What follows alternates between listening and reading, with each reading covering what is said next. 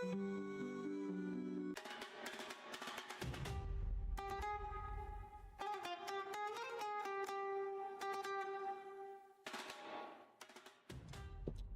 you doing, everybody? Welcome to another episode of Getting Jiggly. I'm Will, and today we're getting it painted. We are painting some minis. So I asked you guys in a poll, what did you guys want to see me play next week? So I knew what to paint this weekend. And well, Marvel United won. Prime, I can't remember what was second. I can't remember if it was Primal or I honestly don't even remember all the games. I put Primal, I put Marvel United, I put Title Blades. I forget what the fourth game was. But anyway, you guys chose Marvel United, so we're going to go ahead and get some more Marvel United minis painted. Next week, and then won't be painting because, of course, we are going out of town. Kind of as an early birthday. And then the following weekend is my birthday weekend. I want to do, like, more, maybe big streams, but oddly, I don't think wants me to do streams because maybe she's got something planned. We'll figure it out. If I have some kind of big, long stream, I would probably want it to be some kind of campaign game. But those all need minis.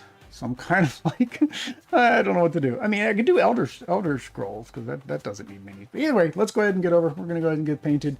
For those of you who join us, thanks for joining me. Keep me company while I paint me minis. I mean, you're the one that made me paint these, so, you know, you should come out and join me while I'm painting them. So we do need to switch glasses because I am getting blind. We did go, finally. We finally went to the optometrist to get glasses. And my regular vision's great. My near vision is, of course, not so great. So we're going to start out with Professor X. So who are we painting tonight? We are painting Professor X, X-23, Marrow, Juggernaut, Feral, Baron Zemo, and Lady Deathstrike. I do not know in what order or what method. I mean, I had all the heroes kind of together because when I took a picture, I put all the blue ones together and I put all the red ones together. But as always, I will probably just be bouncing around as need be. So the reason I got Professor X on here first is, of course, painting yellow is a pain. So we want to put a good base coat. So I'm going to try, normally you do regular brown, but I think I'm going to try my flirty brown, which is what I'm going to use for feral skin anyways. So it's kind of like a two for one here. Don't know how much I'm going to need. Professor X has a big chair here. And I have everything over here, but I do not have my paintbrushes. Paintbrushes would help a lot. I'm just not prepared tonight. Not prepared at all. And then I still have my little brush shields in here because I still have not finished the Paleo American minis. They are sitting behind me right now. I need to finish those off, but I've been very busy with work, unfortunately. You say unfortunately. Yeah, let's get us a regiment, because we always get us a regiment. Get us our detail, because we always get us our detail for the eyeballs. And then I need a kind of a, not a junk brush, but one of my cheaper synthetics is usually what I use for everything else. What do I got left? Because I got a couple brushes back there and I didn't bring them with me, because, you know, why would I? That's too big. That's too big. That's probably good. I just need something bigger so when I'm doing big surfaces, I can try to knock out a bunch. I think this one's the one I usually use. We will see. There's no point on it. There's no point. I don't know if I'm meaning there's no point, like there's no point doing this, or there's no point on the thing. So I have to figure out why Streamlabs keeps doing that. So I do the single chat. It's not been 10 or 15 minutes. It's been 7 minutes. So I do the single thing to go ahead and get the extra life thing to pop up, which reminds me I need to pin that. And then it immediately does the 10-minute and the 15-minute at the beginning of the stream. So I don't know if that's... There's two settings. There's one, it's like, okay, there's got to be at least this many chats before it does it. And then there's like the time. And I don't know if one's overriding the other. So it's what it is. All right, so let's get us... So I was watching another video about thinning paints, and I still don't think I thin paints enough. I think is not to say my problem, because I don't say me thinning paints is a problem. But when you talk about like too thin coats, and you're talking about like Smooth coats. See, that's not even smooth anymore. So that's my problem. I feel like when I thin it down too much, it's not thin enough. At the same time, it's too thick. So it's like, I feel like it doesn't cover smoothly. It leaves too much. It's kind of a problem. Again, this is base coat, so I guess it doesn't matter too much. And then his floating chair has a little thing underneath. I don't know how I want to handle that. I don't remember. So we've already painted these before, because we had a Marvel United X-Men box, and we gave it away for charity. And it was painted. So this is my second time painting the X-Men. Now the regular Avengers box, I may be painting a few more times because I do have 2 more. And depending what we do, those charity giveaways, I guess depends how many more times I'm going to be painting it. So this flirty brown, now I'm going to wait till this dries a little bit. I don't want to put this on Feral yet. I don't know if this is actually the color I want to go with.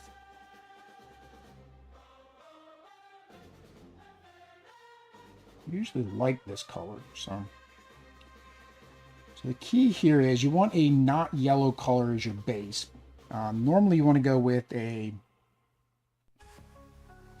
normally you want to go with pink. What am I doing, Will? I'm doing this completely backwards. I wanted pink as my base for yellow. All right, so we're going to test yellow on top of a brownish yellow, I guess, tonight. I don't know what I was thinking. My head is just not here right now for some reason. I don't know. But yeah, normally you want pink as your base for yellow, and then the yellow brightens off of that pink. Red, you want to put a brown. So I've kind of not gone in the right direction.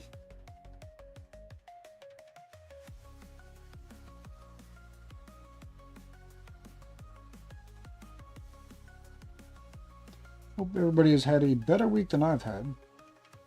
So it's just rough. It was a rough work week, really. It wasn't a bad week. It was just a rough work week. That's his blanket. That's his pillow.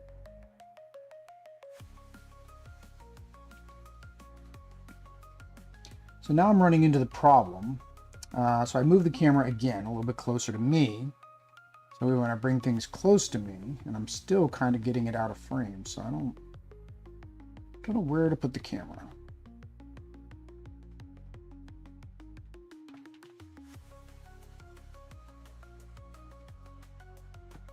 See, now I'm completely out of frame because I'm so used to having to hold it that far. Oh man.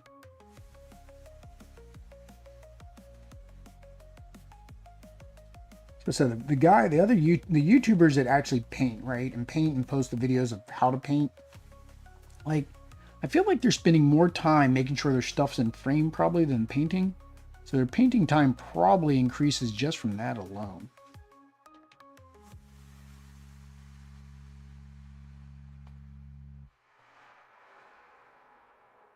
All right. So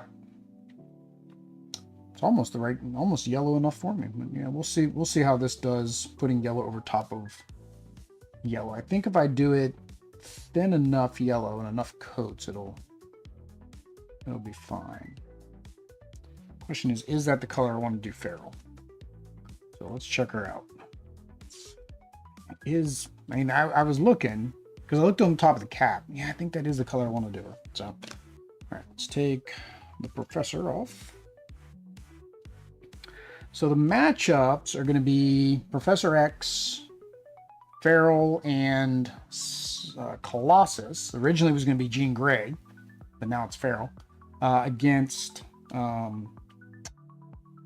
Juggernaut. That's going to be one matchup next week. And then the next one is Marrow, X-23, and Wolverine against Lady Deathstrike.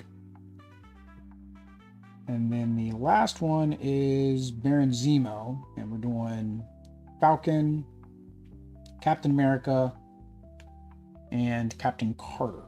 We're doing all the captains except for we're not using Captain Falcon, unfortunately. We have not unlocked him yet.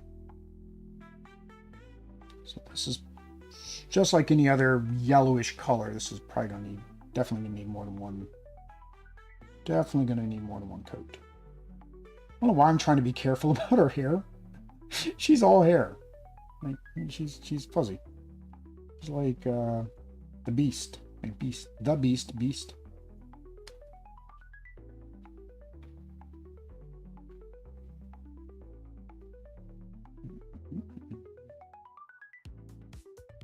What else we got?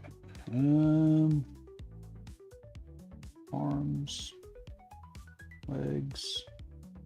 Trying to pinpoint where everything is.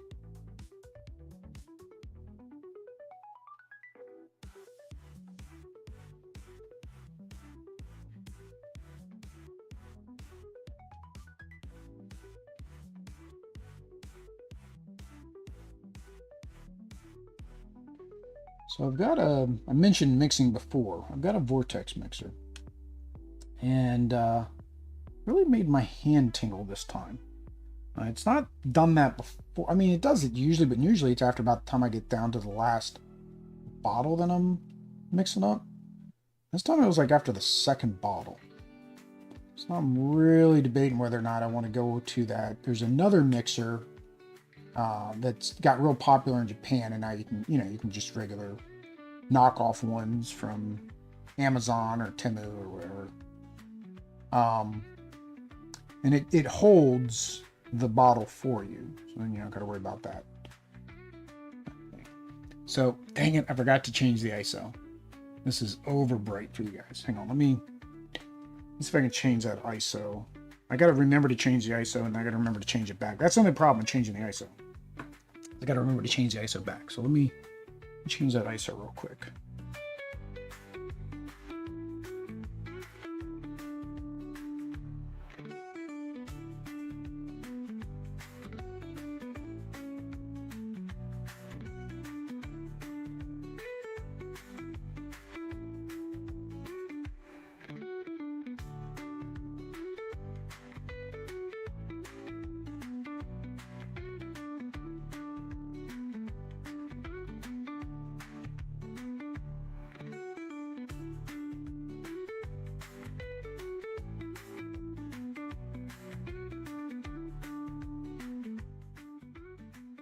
That's better. All right, yeah, I'm looking way up here, and I'm kind of trying to compare the colors, and there's a huge difference. The zoom slightly changed on me because that. So I can't. I have it on manual zoom, and the only way you can normally get your camera to wake up is with turning the zoom by twisting the lens. This is a fixed lens, so it doesn't do that. It just has a manual and autofocus. So I have to like quickly turn it on to autofocus and then turn it on to manual focus. So luckily there was something down here for it to try to focus on, I guess. That was beneficial. But what I normally do when I set up the stream is I actually have Bing Bang Boom up there, which we're going to get him painted. But I have Bing Bang Boom, and he's big enough to be at the same height as where my hand currently is. So it makes it a good focal point. And then I just kind of I manually focus his scales to the last little bit that I need. So this is going to be fun. So I've got her leg in here that needs painted and her dress. Yeah. All right, we got all the arms. Make sure we have all the key bits done. We go back to Professor.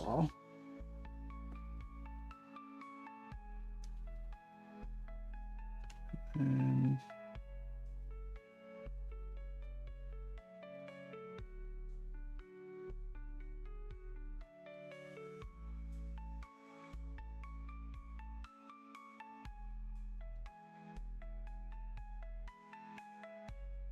I think that's it. Oh, nope. She has a tail.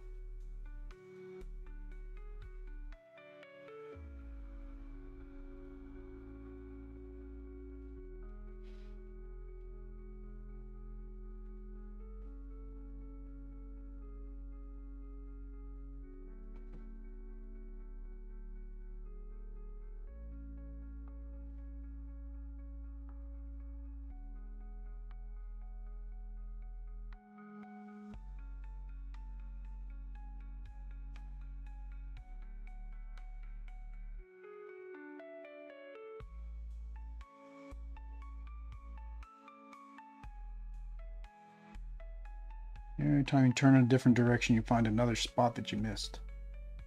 And yeah, I'm going to do a second coat, but then what ends up happening is you miss that spot, you put the first coat on, and then of course you can tell that, oh, it's only a first coat for a future second coat. All right, anything else need this kind of yellowish color? Marrow, no. So, no, I was going to go buff on her outfit. So, let's go ahead and go back to Professor, and we will try to do his yellow. Now, I've got two different yellows. So, the yellow I like the most, or I've been liking the most, is the Demonic Yellow by Army Painter. The only problem I'm having is it chunked up on me. So, a lot of the Army Painter paints I have, I've mentioned this in a couple streams, are the Gen 1, well, that's not even Army Painter, that's the Vallejo game color, are the Gen 1 war paints. And so they're a little older. I thought I had mixing balls in here, but I've been marking them when I put the mixing balls in. I hear something, but I don't know if that's liquid or if it's mixing balls. All right, well, that was a pop on the wrist. But yeah, so you either have two problems. They either too thick, and then you just have the medium, the paint medium in there, and it's not mixed together good. Or what happened to this one is, I think that's what happened. It separated, and then it started drying out the actual paint. So I put that's a big glob. I'll show you guys. I put speed paint medium in here to try to loosen it up. Maybe I don't have a paint mixing bowls in here. I'm gonna throw two more mixing bowls in this thing. But I put speed paint medium in it to try to loosen it up a bit. I just don't feel like it's done what I wanted it to do. And this is one of the colors I don't have a backup of. So this is the only one of this bottle I have. We're going to toss two more in there. Yeah, that's really thick. Yeah, it's really thick. And that's what's that's the problem with the Gen 1s. They're either overly thick or overly thin. There's like no in between in what they did. And like I said, I have a vortex mixer. I vortexed this beforehand. Let's go ahead and put our dots to show that I've got the ball bearings in there now. Whether I did before or not, I don't know. That doesn't sound any more, a little bit more. Yeah, so no idea. But yeah, so it just globs. It's just a big glob. So I'm gonna have to definitely add some water to that and dilute that down. Otherwise, I'm just gonna have a whole bunch of the yellow pigment bits, for lack of a better word, yellow pigment bits. Now, what I can do, I do have pure yellow. I have a painter's yellow, so I'm thinking maybe let's throw some of that in there to dilute that. And it's roughly the same color as the demonic yellow. I probably should put some of this in that bottle now that I think about it. That might help loosen that up. But see, right from the get-go, this is thinner. And I can already, you can hear the marbles. So maybe what I want to do is take half of that paint, put it in one of these bottles, and then fill some of this in it. I don't know. And let's put about that much. About that much. I don't know what that much is, but that's how much we're putting in. We're putting in that much. And then I do have gold yellow, but that's more of an orangish yellow. I don't want to go that color. All right, so let's mix this in. See what we can do.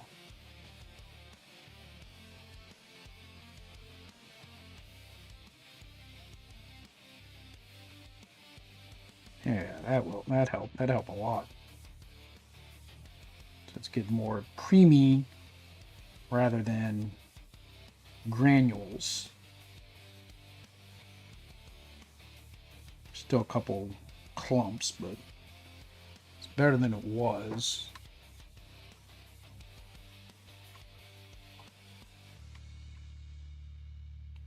Mixing that, I got probably tons of paint up in the ferrule, so let's get rid of that. All right. So now I think I went too. I think I went too dark. Thinking maybe I need to be around 600. 600 ISO. I might have went too thin too. Dang it.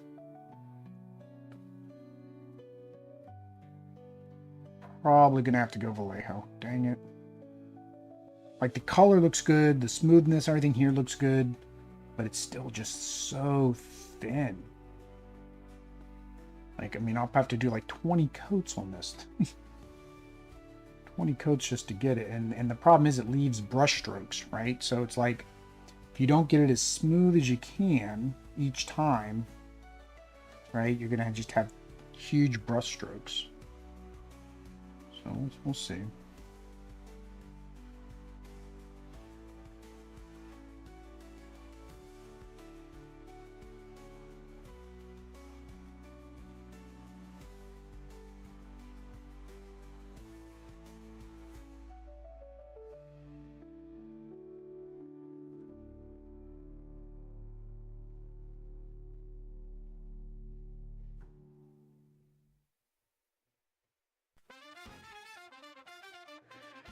It's like when I was painting Superman and Robin and all them, and same thing. I was just, for whatever reasons, some of the colors, some of the paints just never wanted to cover properly, and they just wanted to keep fighting the mini.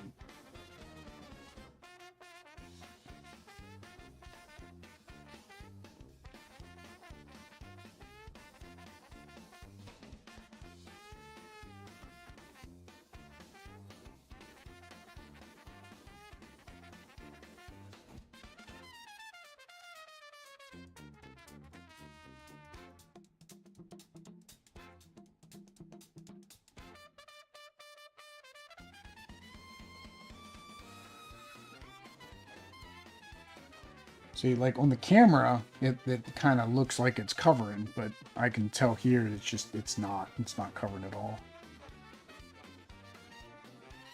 And if I put enough on it to make it cover, then it gets very gloppy. So we're gonna stick with our thin coats and see how many takes it takes. It's like a Tootsie Roll Pop. How many coats does it take to get to the center of the Tootsie Roll Pop?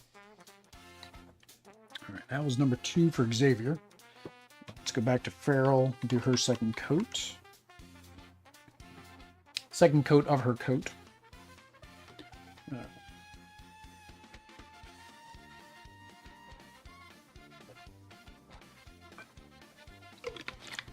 So the glasses I was using, the regular readers, and you guys see me have on stream, I was actually really close to what the prescription turned out to be. These are 0.5s, and it just turns out he prescribed me 0.75. However, when I got those, I could still see certain things, like on my phone and whatnot.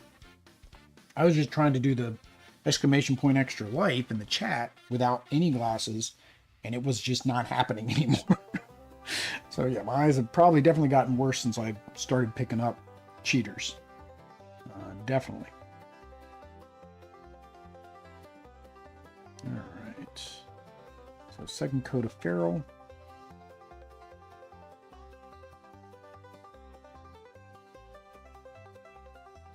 Yeah, so this color looks definitely different. Like when I first put it on, it was like very yellowy, right? But the thing to always remember with paint is it's going to darken about a shade or two. And that's not even a true way to say, oh, it's going to darken. In some cases, it can truly change colors. I've got one that when I put it on, it looks almost pastel. And then after it's dry, it looks dark. I've got another one that's, I can't think of the color offhand, but let's just say when you put it on, it looks pink, or not pink. Pink's a bad example. It looks dark red, and then when it dries, it looks orange, right? I mean, again, it's going to be within the family, but like it's a dramatic difference from what you thought you were going to get by looking at the bottle and what actually happens once it's dry. That's why you always want to put a splotch of your color somehow on something that you can use for reference. So 3D printers, they make like little things you can add to the top of your cap. You just glue it on. If you're a Warhammer, right, you can just take some of your bits, glue them to the top. But you should prime it and then paint it. What I did with my speed paints, because I wanted to see what it would look like on a dark and a light, I did that. So I basically painted a gray, which is very similar to the gray I used for my primer, and then I painted white.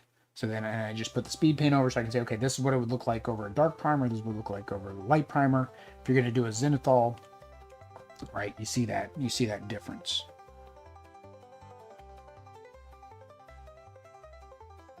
All right, so we get her tail again this time.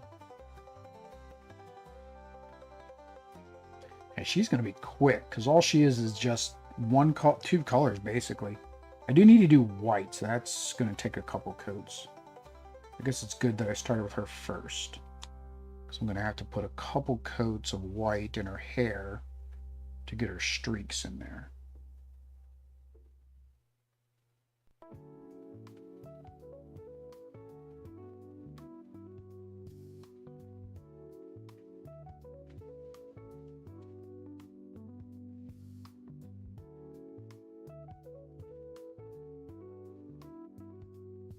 Something I don't know when they're going to launch the campaign, but of course there is a new Zombicide by Asmodee, not by Simon. It's got me curious. So I've only got fantasy side because of Massive Darkness, which again I got to paint all those minis too. So I picked up a couple minis loose to do the crossover. And then, of course, they had to announce the Teenage Mutant Ninja Turtles for the White Death campaign, which then meant that there was a crossover and I could put those inside of Massive Darkness. I was like, cool. So then I found a couple good deals on all of the Green Horde, Black Plague, all that stuff. And it's like, well, now I have all that. But the new one, they're changing everything. They're changing art design. They're changing everything. They have the designers and the artists and all them like explain why, but I honestly think it's one of two things, right? I get that it's same designers and same thing, but they can be told to do whatever they're supposed to be told to do by, Asmodee or previously Simon. Get that. Their growing consensus or theory, and I'm kind of believing it too, is that the pirate one was supposed to be a standalone, and or they might have incorporated it where you could use it in Undead or Alive. And I'm thinking that didn't happen because, of course, they had to sell it. And when they sold it to Asmodee, Asmodee's like, well, we need to put it inside of an IP that sells well. Undead or Alive does not sell well because it's a single game. It was a one-shot pretty much now. So they're putting it inside of Fantasy. But the problem is they're changing everything. Right? They're changing the cards, not just the art and the style and look. No, they're changing the shape, and then they're changing the shape of the dashboards and all this. Now, I could see them doing it because I don't know if Asmodee would use the same manufacturer, right? Or has been using a manufacturer to make like second edition stuff. And if they have, then yes, it's very possible they want to be able to use that same factory. They already have molds to make dashboards and all that. And if these dashboards are going to be the same shape and size as your 2E dashboards, okay, cool, save money. Now, they've said, of course, that veteran zombiciders don't need to worry because they're going to have ways where you can convert things. My fear on that is it's for money. Right? They're like, okay, yeah, we'll allow you to convert it and play whatever you want with whoever you want, but it's going to cost you, right? You're going to have to get this upgrade pack. And so you look at it, it's like, well, there's been 3 different fantasy games so far, right? So are they going to sell 3 separate upgrade packs? So that's 3 times the money. I know your Massive Darkness upgrade packs and all them, they used to go for like $25. I would almost guarantee it'd be 50. So you're looking at 150 just for your upgrade packs. Then the question is, if they do the upgrade packs, will it include your Kickstarter exclusives? Or would they be like, well, we need to sell these at retail, so we're just going to make them retail only. And then, yes, if you back the campaign or you're in the campaign, then yes, we will offer a Kickstarter version. So there's pluses and minuses to that. One, again, more cost. But two, if you don't have those Kickstarter characters, well, now you're going to get free cards, and you can technically proxy, right? Just proxy the minis. So that's good, right? You get more zombies, more necromancers, more abominations to use in your games. So, okay, cool. Then I'm like, okay, well, what do you do about your exclusives or your IPs or your comic versions, right? Because all of those would be different, right? And not to say they'd be different. I'm sorry. They are, you know, did Asmodee get the rights to do anything with those IP characters that were released? So that'd be like Thundercats, Teenage Mutant Ninja Turtles, Iron Maiden, and Eddie, right? Because if they did not get the ability to do that, then you wouldn't be able to play those characters in the new version.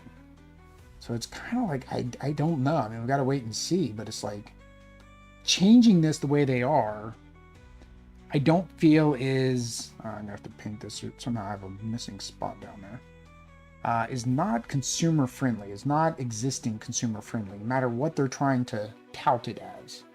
That's 2 coats. Probably going to need another one. Yeah, and that's because I know when they did the White Death, right, they had to actually go back out to the IP holder, Simon did, in order to make the Mum-Ra and the Spawn cards for him in the new Spawn deck. The other thing they're changing is the weapons. So right now, right, you have your regular weapons, you have your vault weapons, they're doing treasure weapons, like they're changing a lot. So it's kind of weird, kind of confusing, it's odd times, I will say. For me, since I don't necessarily need the White Death and the Black Plague and all that, I just really wanted the Teenage Mutant Ninja Turtles. I like the anthropomorphics to play with the Teenage Mutant Ninja Turtles, and then of course inside of Massive Darkness. So I could probably keep all of that content and then sell the rest of it. I was going to cull all the survivors. I got a cabinet full of survivors right now.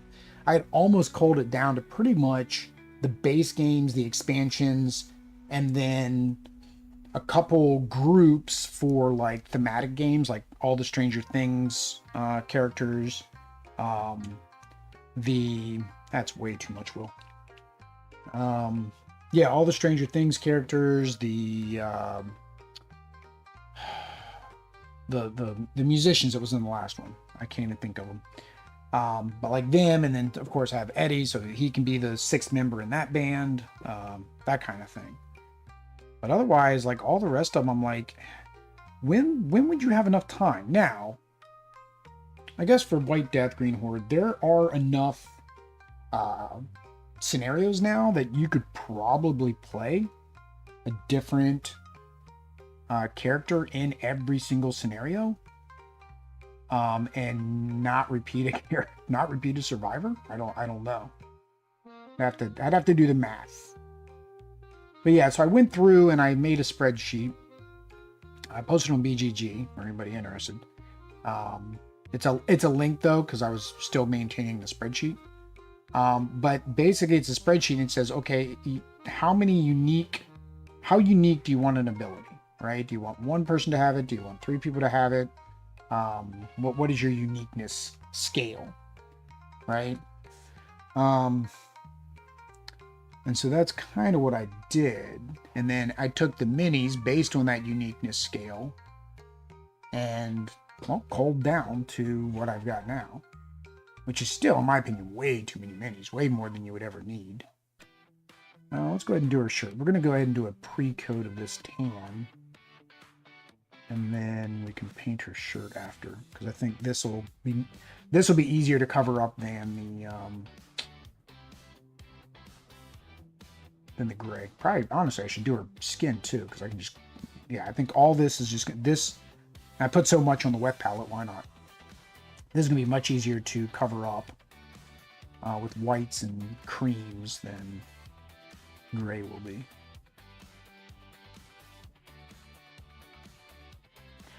Yeah, so we'll have to see. I like pirates. I was actually one of the people in the comments saying, "Hey, I would love to see a pirate version," and I was saying this during Undead or Alive. I was actually saying it during Undead or Alive, not even before White Death. And I was like, and I think that because it was, oh, they were. I was saying it then, but then when they got the IP for Marvel, I'm like, well, shoot, you're already working with Disney. Do a Pirates of the Caribbean. And what they could do would be basically take each movie and make that an expansion, right? I mean, that'd be, well, I think they're about to release the 5th movie, aren't they? But yeah, so you'd have like, okay, the core game would have like the undead skeleton guys, right? And then you have the Davy Jones type guys, right? Which are more like aquatic zombies, right? And then you have the cannibals, right? So you can just kind of play with that, make them, zombie cannibals, right? So there are a lot of ways they could go. I get not wanting to tie down with an IP, or maybe they were making it. Maybe the CMON was originally making it, and they were going to try to work with Disney and Spin Master, but things did not work out. Although I think I think the Pirates would sell good enough on their own, they wouldn't need the IP attached to it, and then they would just make, because you're going to have it, right? You're going to have your homage character, your homage, there we go, characters. So you're going to have one that looks like Jack Sparrow. You're going to have one that looks like, what's her name, Swan, right? Because I think they did that in the Rum and Bones. Now, if Asmodee was smart, and I don't know if CMON still has the license. I don't think this was talked about, was who got Rum and Bones. But they could do a kind of like a crossover pack for that. Or, I mean, if they want to make it in the same world as Rum and Bones, and they just use those characters, right? Or for everybody else that has Rum and Bones, maybe make a crossover pack where you could use your Rum and Bone characters as survivors, right? Or use your, I don't know if Rum and Bones has like baddies or not. I've always looked at it, but of course it's been out for a long time, so trying to get it's not easy. All right, so I think I've got pretty much, because the belt and all this will be red. Honestly, red would cover on this easier than it would on the. I think I'm gonna do our whole mini. I've been like debating, do I do the red? But like with red, I've struggled with reds over top of the gray. Takes so many coats to cover that gray. Like I mentioned with Superman and Robin. It took so many coats, and in the end, I still didn't like the way it came out.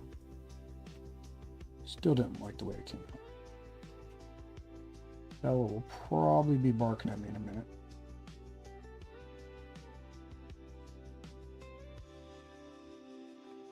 So Lucita, we're trying to get her we're trying to get her to sleep in her bed, like fall asleep in her bed. So Audrey doesn't have to like rock her to sleep anymore. Audrey doesn't mind rocking her to sleep, but she eventually needs to be able to sleep on her own. And that's I don't know whether or not you guys heard it, but she was not happy a few minutes ago.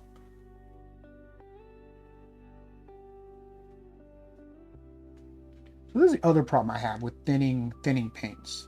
These little bubbles. Depending how I thin it, there always seems to be extra bubbles.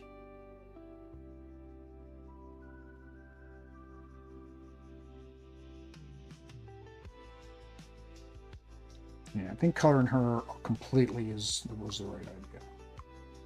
So this is going to make it easier for me to do all the other colors. And then this gives me time to give Professor X another coat of paint. What are we up to? We had the base coat, and we've got 2 coats of yellow right now. I can almost put some of this cream inside of it to thicken it up, but I say cream. I think it's called buff or amarillo. Amarillo something. Because Vallejo is a Spanish company in Spain. So a lot of time their paints will have both the Spanish and the English versions.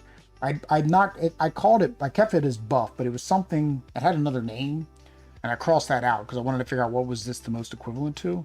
But they called it yellow khaki. So I bought this for khaki, and it wasn't anywhere near the khaki that I was used to using.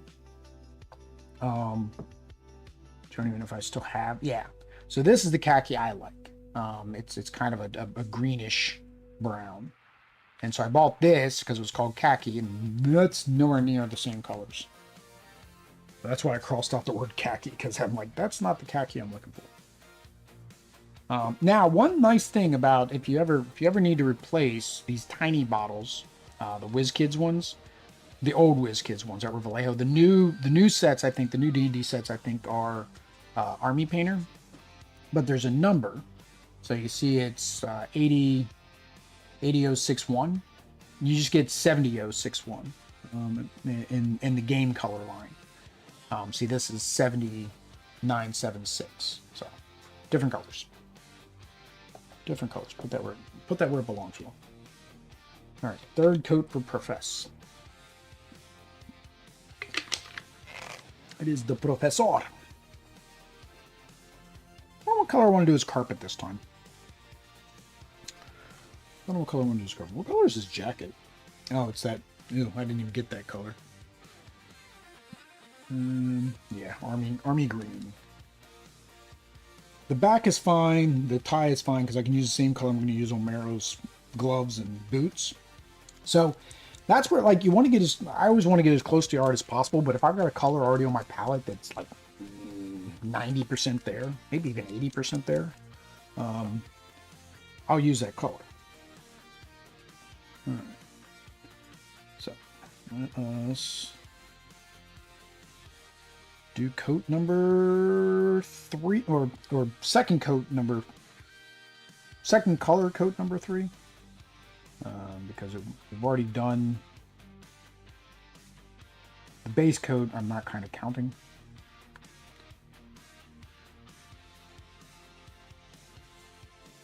And just keeping it thin and putting it on. Trying to make sure you go one direction, not the band. And not paint over same area even while it's wet, right? You just want to kind of do single strokes, single passes. That's all I can do. And down, I've heard, is better than up, so let's go down. Yeah, see, the back's still got a little bit of extra. I'm gonna have to, definitely gonna need a 4th coat, but this slowly. I think David, who's usually in my chat, normally on Saturday nights. He's usually not here Friday nights. I was painting yellow last time, and I'm like, well, how many coats? And he was like, 5. I don't remember how many it took. It was probably close to 5.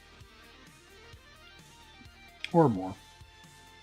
Honestly, like I said, I don't even think, even at the number of coats I got to, I still was not happy. Because like I said, that was Robin and Superman. I even did another coat of paint off stream the next morning. So right now when I paint, I've only got my lights for filming, and they're not great for this. So I'm going to use that cream on her highlights, because I think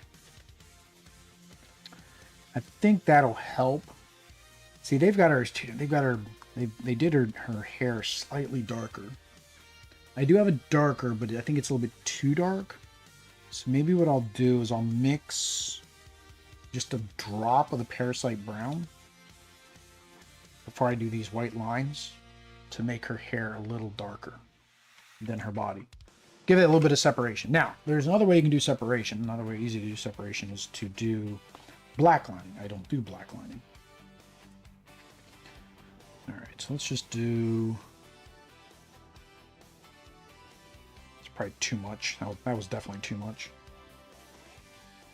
What did I need this for? Oh, for... No, Juggernaut, I'm doing that other color. What else was I going to use this for? I don't know what else I was going to use this for.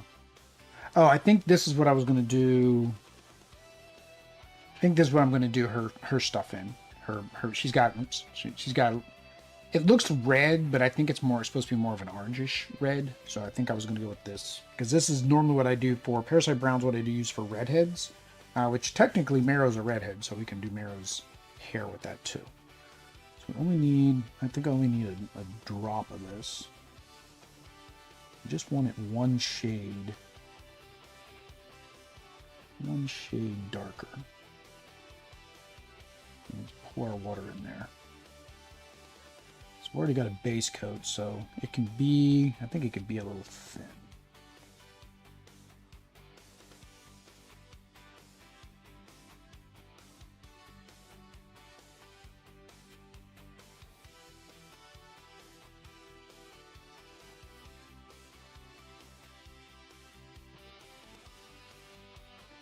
So that's kind of the other problem. Is like I want to play like my zombicides and stuff. There's so many more there are so many minis required per game in comparison.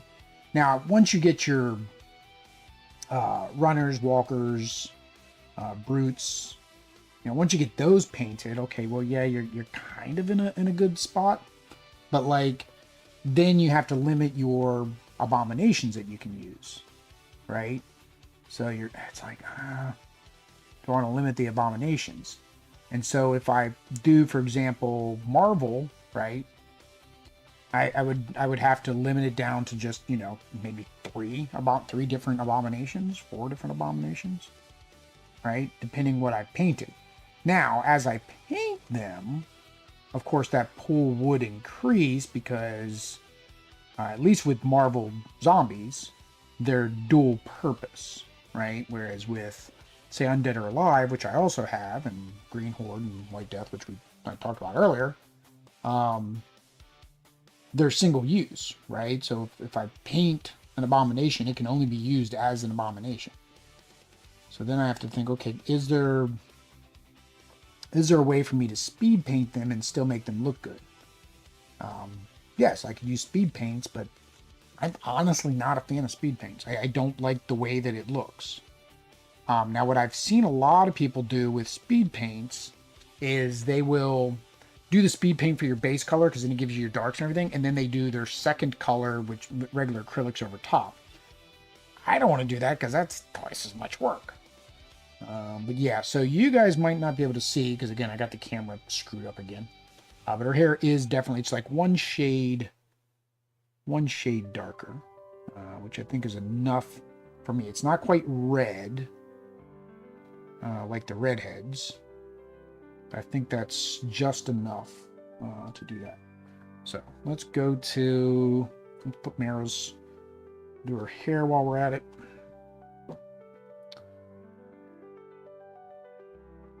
And then we'll do Lady Deathstrike's stuff. Might have thinned this a little bit too much.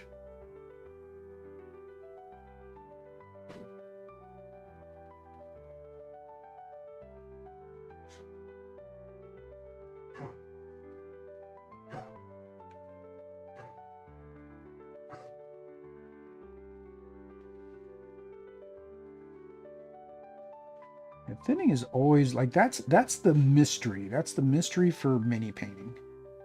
Is time and learning how to thin the paint so it's thin enough where it goes on the mini and sticks to it, but not too thin to where it just kind of pulls up or bubbles up. Right? I was talking about how whatever reason I get bubblies. I don't like bubblies.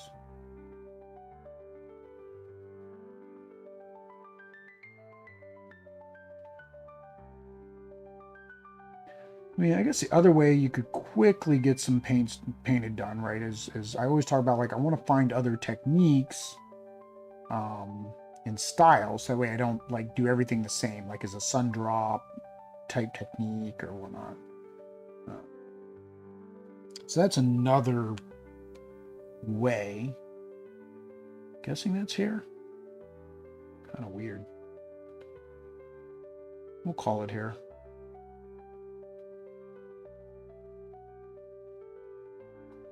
Yeah, so some of the details are kind of soft.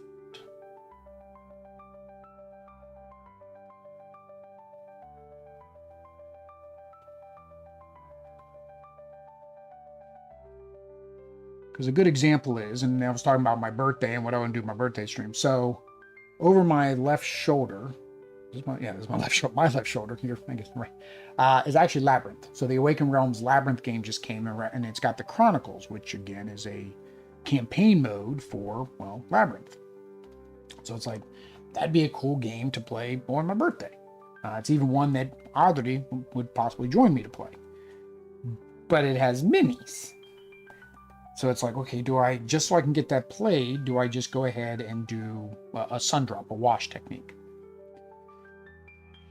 I don't know, right? Because I've done a wash, I've done a sun drop on minis before, and my problem always is, then I see somebody who actually painted the minis, and I'm like, oh, those look so good painted. A good example is Wonderland's War.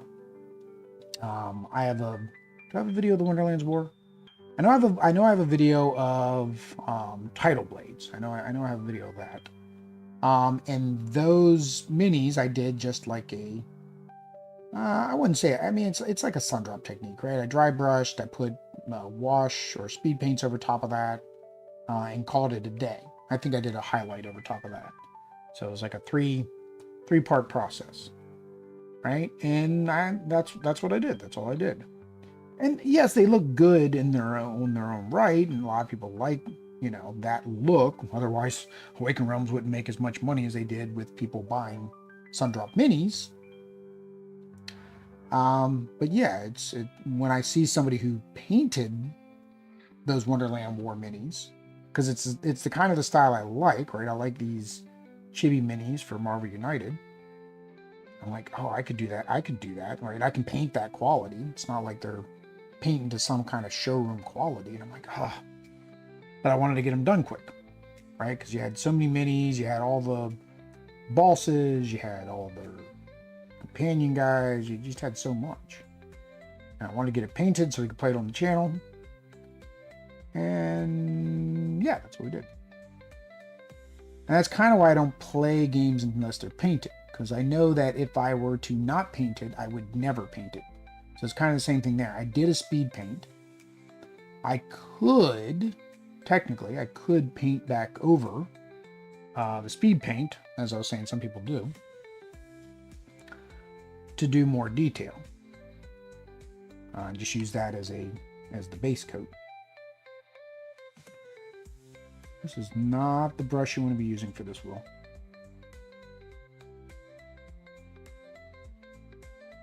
Yeah, definitely gonna have to touch that up. Good thing I was gonna have to do a second coat on that anyways.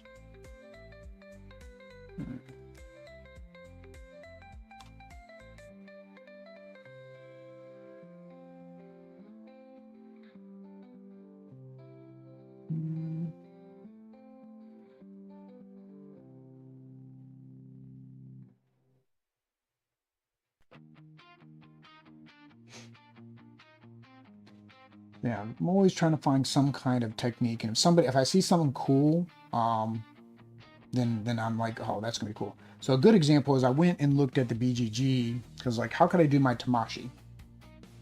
Because the new expansion is coming out, so I'm thinking, okay, definitely should probably get those painted so I can play them on the channel when the new crowdfunding is running. Because I doubt Awakened Realms is going to send me a copy to play of the new stuff. But if I can get the old stuff painted, I can get that played and at least do some kind of coverage. So I'd imagine if I don't like that, which also helps me too, because if I don't like that, then I'm probably not going to like the expansion content. So what she did was, I think it was a she. I'm going by the username, so don't quote me on that. Did a I think she said it was like a 7-color neon pastel speed paint. And so just use like pink, a blue, a purple, like gray, black, I guess. And just kind of highlighted different areas, a different color on each mini. Those colors. And I saw some, I think they call it synthwave paint style. I just call it cyberpunk, but and it's basically that pink and blue and purple colors, right? And there's a lot of quick ways to do it. I saw one recently where she basically just took primers. So she just basically took a blue primer and a pink primer and just primed in 2 different directions, kind of like a zenithal highlight almost. And yeah, that was it.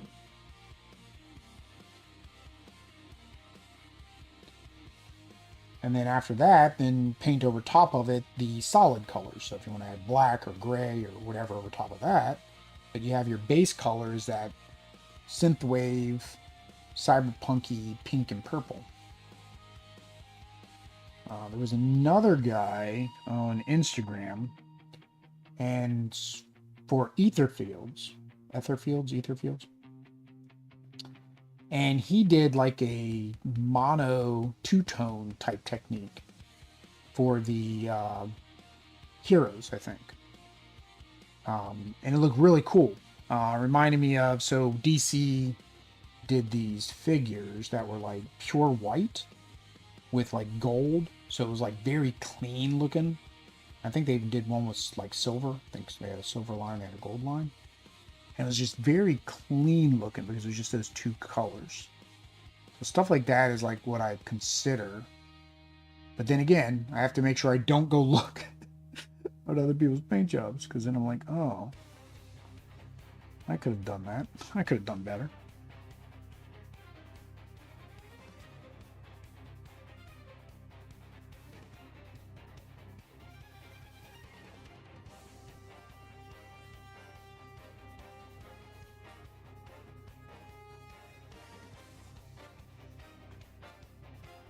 All right, so we got her there. So yeah, so that is, like I said, I think that's fine for the color I want it to be. I mean, it's more red in the picture, but I hate red. I hate fighting red. So yeah, I think I've got it all. And I'm gonna have to do touch-ups anyways. You come off. Let's check your hair, make sure it's, probably need to do a second coat. Ooh. Make our brush a little wet, get a little more water on the palette. So I have to have this fan because it gets way too hot in this room, but unfortunately it dries out my wet palette too quickly now. So I've got these little water droppers that I'm going to drop water on the top every now and then. Speaking of fan, actually that probably wasn't fan, that was probably the AC kicking in. Because that's the other option, is like, okay, well I turn the AC on. Well, the problem with the AC is AC helps dry out the air. So that kind of dries the air, so.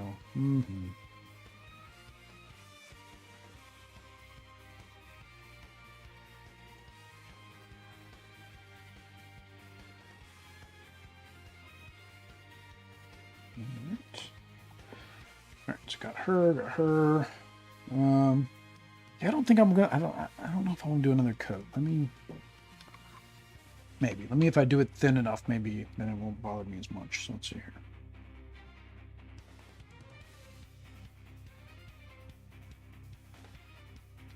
Just a.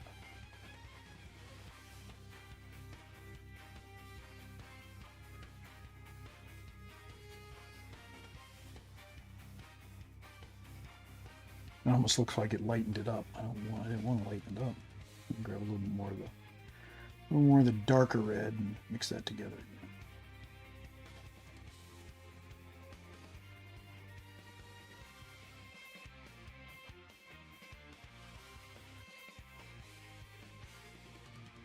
Or it's just a figment of my imagination because I was using that dark red for so long that now I'm thinking I'm seeing way too light, but this will darken up.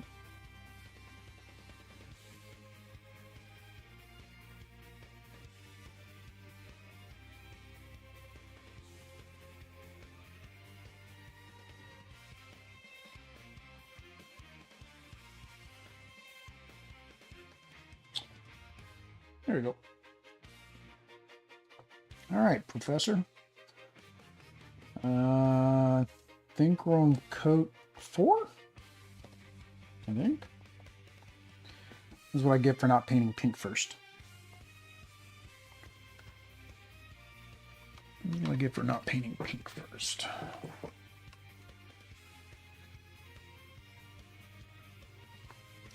Let's see her now. It took her about an hour to get her to sleep.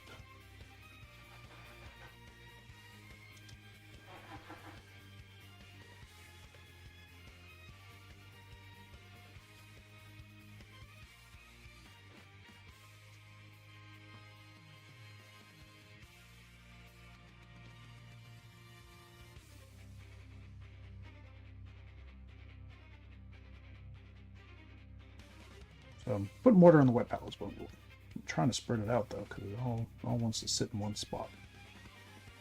There, just to keep that a little wet. All right, come on. Come on, Professor. How many more coats you gonna make me do? How many more coats, Professor?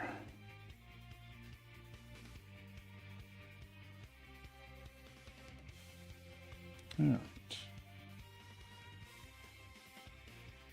Try them in focus for you guys. And just thin coats, I guess. And just keep up the thin coats.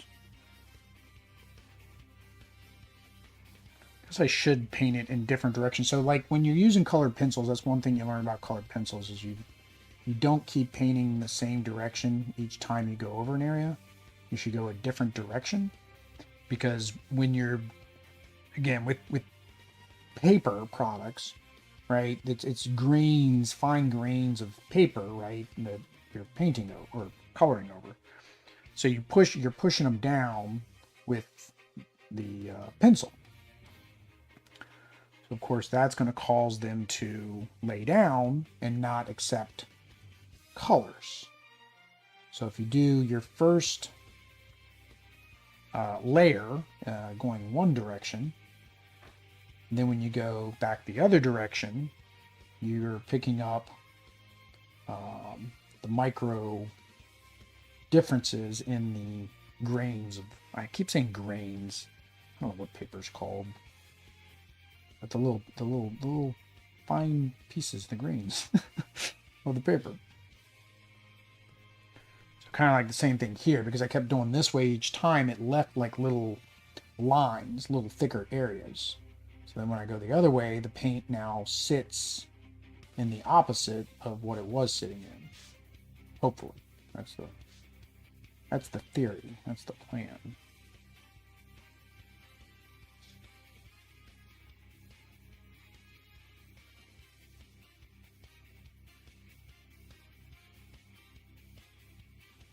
All right.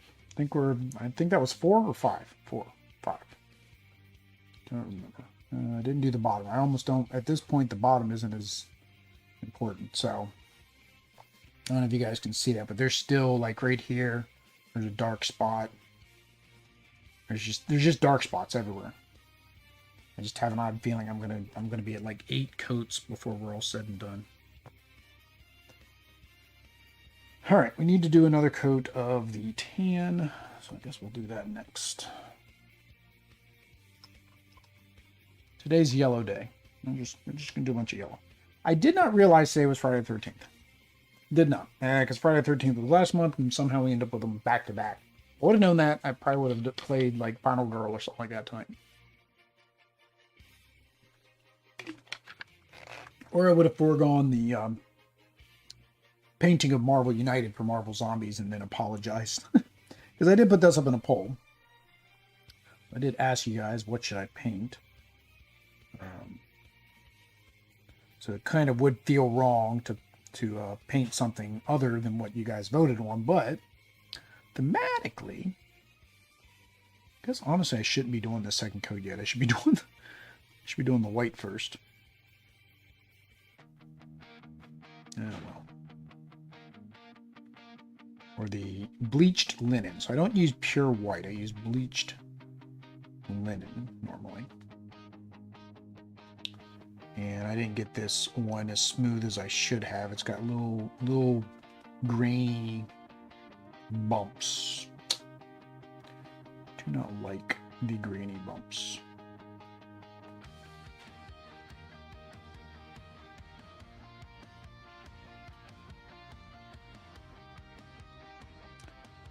So I really, not a lot of people ever usually come out. I mean, I'm talking and rambling right now. I don't know if anybody ever comes out and listens to me ramble and stays around, but I do this because if I did not schedule these streams and paint during these streams, I would not be getting these minis painted. Just wouldn't happen because instead I would schedule a gameplay stream, right?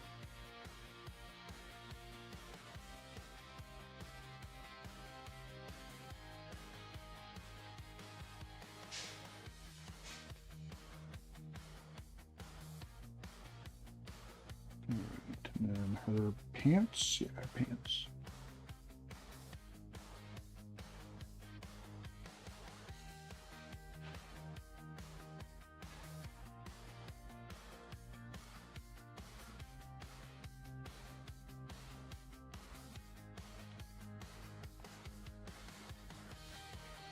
And again, I think it's good. I know a lot of people are like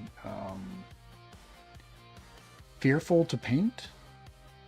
And like if you look at like the painters, right? The painter YouTubers, I can see why, because like they're painting to the best possible quality that they can. Which I get it, that is an audience and every audience wants to improve. I don't want to improve. So I'm not painting minis to paint minis better. I'm painting minis to paint them so they are painted, so I can play with them. So it's just one of those things. So I think it's good to show that it doesn't take a lot of effort to get a decent quality paint job that will look good on the channel, right? Or not on the channel, but on the table. Because as you can see on the channel, when I play with them, there's where the word channel was supposed to come in. I mean, they look good, right? I mean, at least I think they look good. I missed the backside of her tunic thing. I guess we'll do that. Do that while I remember, because otherwise I'll forget. I'll be like 3 more colors later. And I won't paint it. I won't paint it now.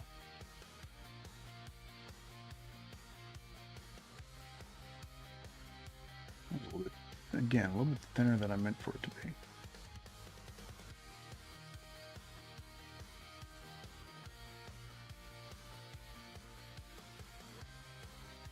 Yeah, so that painting her entire thing tan was much better decision. So that's one thing you can do as well, is pick up a bunch of colors or primers. And then actually prime them in a color that is more towards their base. Normally, probably for like, I didn't have anybody else's white, so I didn't use my white primer this time. But normally, like something like her, I would probably have just done white primer. Although you have to be careful about that too, because white, of course, is going to make everything brighter. So, Professor, you dry? Yes. All right, I think we're on coat number 5 for the Professor. He goes through coats because it's cold in New York, I guess. That's what we'll say. It is cold in New York City. All right, Professor.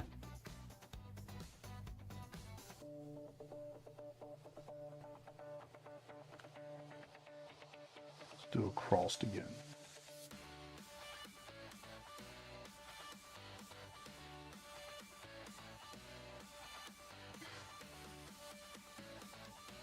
one is it keeps glumping up in these corners. So that's kind of the problem too. It goops up in these corners. And then the problem is oh, that looks like yellow. So then it makes anything that doesn't look like yellow not look like yellow even more. Let's go backwards this time. Usually I go the other way. This might change my brush strokes a little bit.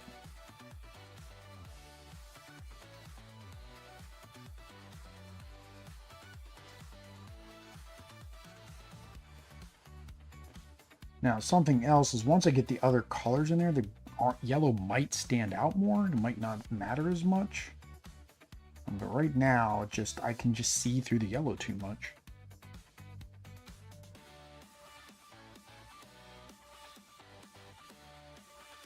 Like right here, there's a nice streak there from that first coat. So where I was talking about like, oh, I'll see the brush strokes from the very first coat.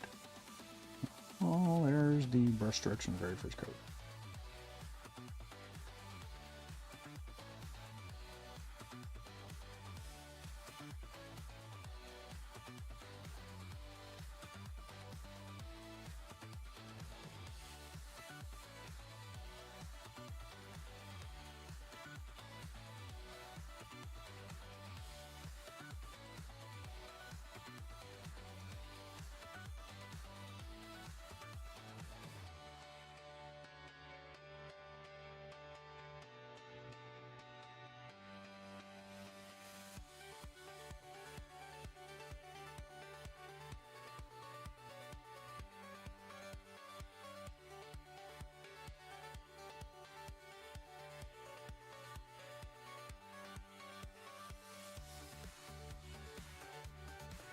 Last week's stream got cut off because my computer crashed. And then the other day when I was playing Dune, Imperium, my computer crashed. I'm really hoping it's just, I don't know. I was thinking it was overheating last week because it was like, or the last time I was painting, because I had the laptop on my table. And of course the felt from the table, I'm thinking, okay, wasn't able to breathe. But with Dune, it was sitting up on the edge where it normally sits. Still shut off.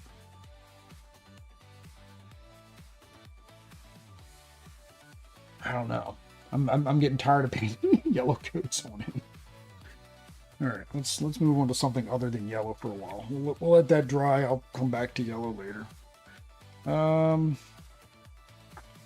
Have a lot of flesh tones I need to do. Let's do Juggernaut. Juggernaut's like 90% one color.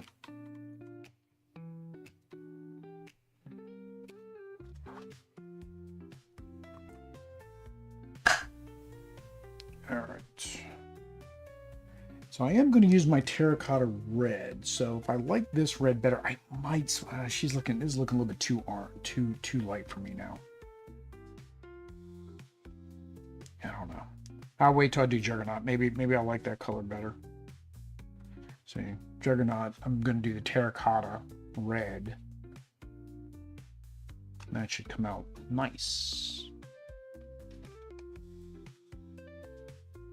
Come lay down, Venus.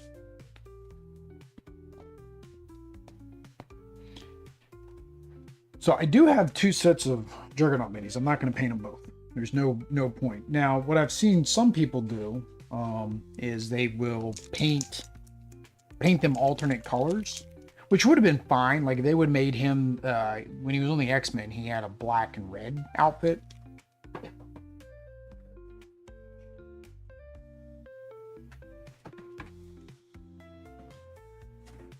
I'll put that in the sink. So, but yeah, he had a black and red outfit, but they of course didn't change the art. Really, the only alternate sculpt that got a new art was Grey Hulk, but they didn't even give him new art on the back, which was just like you paid and you've got the art on the front, just put that on the back. Like take one of the pictures, because like that's what this one. This is the back, and it's got the little rocks. That's the front, and then it's got the rocks. Like I don't get why they did that. For Grey Hulk. And then, of course, the mini just does not look like the front art. So, of course, that bothers my OCD.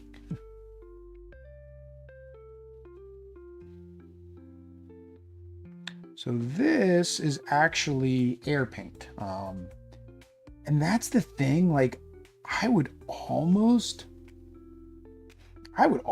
say the best paint to get is airbrush paint. If you want to get the right thin ratio, because like I just put it on the wet palette, I don't add any water, and it's just where you pretty much want it to be. I mean, I picked up a couple water drops from where it was, but like it's just a nice thin consistency. Again, it is thin. You are going to need multiple coats, but that's kind of what they say, right? 2 thin coats. But yeah, this is airbrush paint.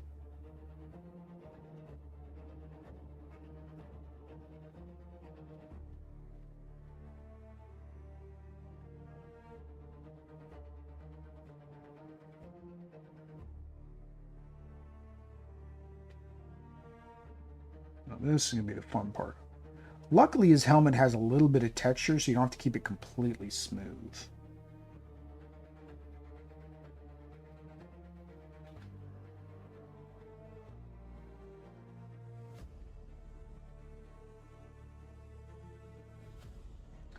And another paint job I need to do is I've got the Star Wars Imperial Assault. And I'm like, well, if I want to do May the 4th, right? I would need to paint those minis. So like I said, same problem. That's a lot of minis you got to paint because you never know what it's going to spawn for the scenario, right? It's not predefined because you use the app when you play solo or co-op instead of somebody controlling it like you would in the normal game was meant for 1 versus many. Well, luckily there's a solo and co-op mode, which is why I picked it up. Yeah, I'd have to paint all those minis.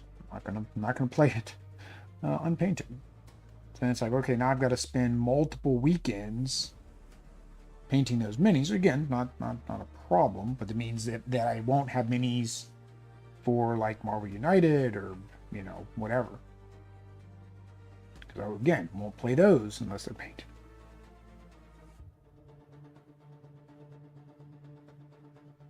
I say those, but that's what I'm currently painting. Won't paint it. There we go. That's the proper word.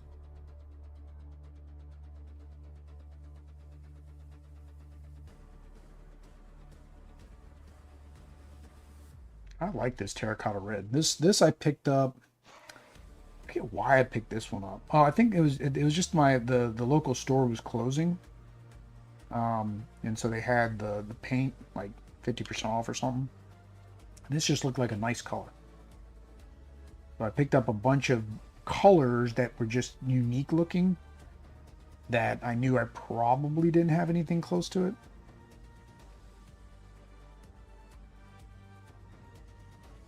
Or, your staples, black, white.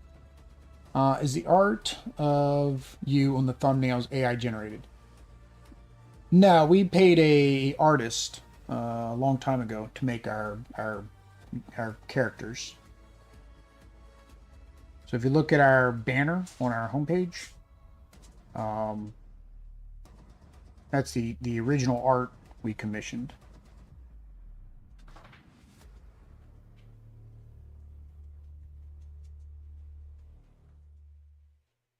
So we got it originally because I did Pokemon content. So we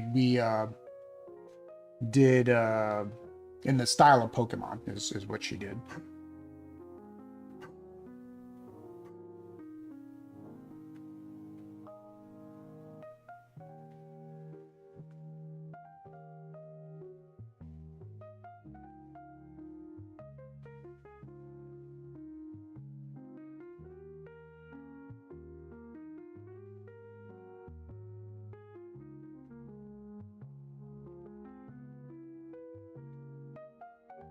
I've never put a link. Now that I think about it, I've never put a link to her in the in any of our show details, so people that might like it could actually go get.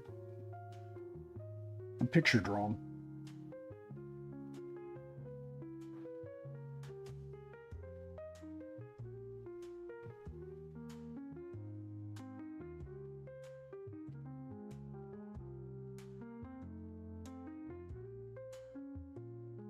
I know some people don't like AI, some people do like AI. I made a conversation about that on the Navirum game I played the other week, where he used, they're a small publishing company. They can't afford to do hundreds and hundreds of pieces of art, commission, and then it not be what they want and pay for remakes and all that. So he used AI prompting to kind of get an idea of what he wanted, and then got to where he thought it would work. And then he used an art tool himself to finish it. For my job, I have to use AI. There's no way I can't. It's ingrained into every application I use at work. I work I don't do coding, but I work with coders. We are now working on agentic commerce, which is basically your AI agents being built into basically everything you own now, being able to do shopping for you, right? Or being able to buy something from anywhere, right? You don't have to actually go out to those people's websites. The better AI gets, right, the better it's going to be overall. It'll use less resources, less energy. I think China created an AI a while back that uses, like, I forget what it was. It was like half or a third of what, the original stuff did. And now I would assume the new agents are all using some derivative of those codes to be as efficient. Don't know. But you can't get away with it. Shoot, I saw a commercial the other day. It was like, AI healthcare. It's like, oh, well, if you don't want AI, well, I guess you can't go to the doctors anymore. Right? I mean, I went to, you go into any one of your shopping apps or Amazon, and AI is in there now.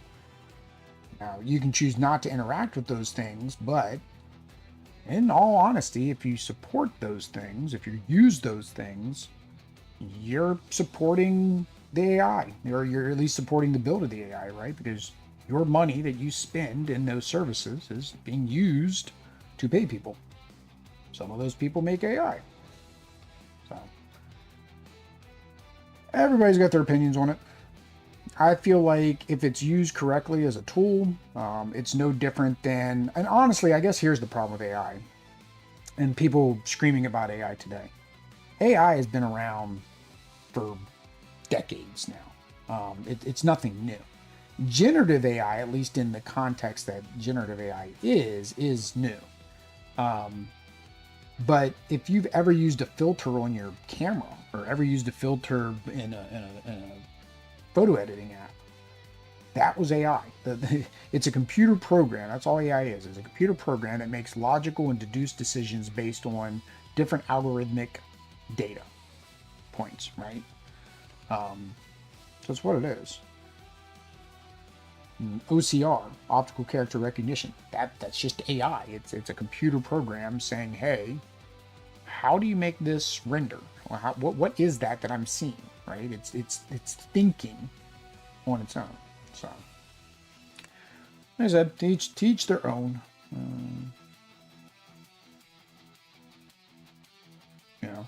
And I'd say the same thing with like content creators, right? I wouldn't say, okay, let's use AI to make an entire channel, because there is a board game channel out there. They're using AI to make the entire channel. They've tried to say, oh no, they're coming up with everything, scripts and everything. But I've used Notebook LM, and their episode sounds just like a Notebook LM episode, like as if Notebook LM did it, but then they're just changing the voice to a different voice than the default Notebook LM voice. That's gone a little bit too far. I get that they're trying to do creativity. I understand they also don't speak English natively, but at that point, they could regurgitate and post 20 different episodes or whatever, new videos all the time. And there are people that, I mean, they're not doing that. I mean, they are at least doing like an episode or two every couple days. But yeah, but is it really their opinion, or is it like the opinion of the AI that's just telling it, right? Don't know. There's other channels, right? You can see them. There's slop channels, right, where they basically just put out 50 to 100 videos a day on a particular topic, right? So they're trying to overwhelm and inundate the system with more of their videos than anybody else's videos, hoping that YouTube will start picking them up and, you know, showing them to people. And all just to make money, right? Low effort to get rich quick, you know, whatever you want to say. So there are wrong ways to do either. People that fake things, right? And make fake, like I can't stand that kind of slop. That you look on, you scroll anywhere, Facebook, Instagram, and you just see these things that are like too good to be true and amazing. And it's like, oh, that's not real, right? But for whatever reason, I don't know why, people are just gullible, like very gullible. Like they believe everything they see and hear, thinking, you know, it is real. I don't know why. It's like, take a little bit of critical thinking to see what you see and try to say, is that actual? Can that really be happening?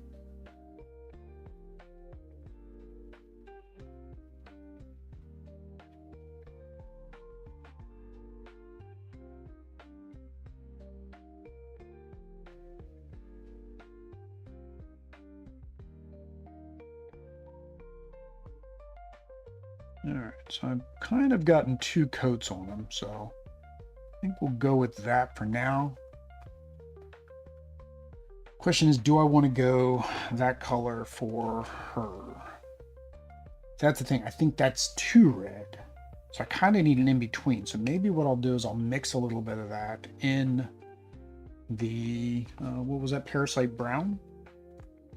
Let's see if we can make it just slightly redder. And then make the Parasite Brown just a little redder. So we're going to take one little dollop of that and mix it in with the Parasite Brown. One little dollop was not enough. Let's grab us a second dollop. And it's a little bit lighter again because of the because like I said, it's airbrush paint, right? So it's going to be a little bit lighter. So let's see. See if I like this better.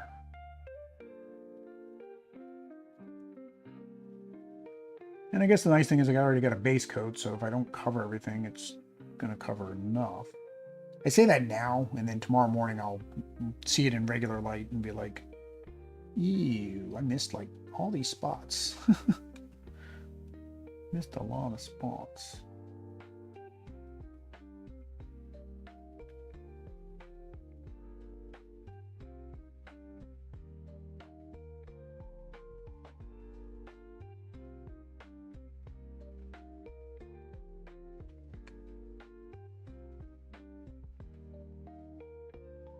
I went on an AI tangent.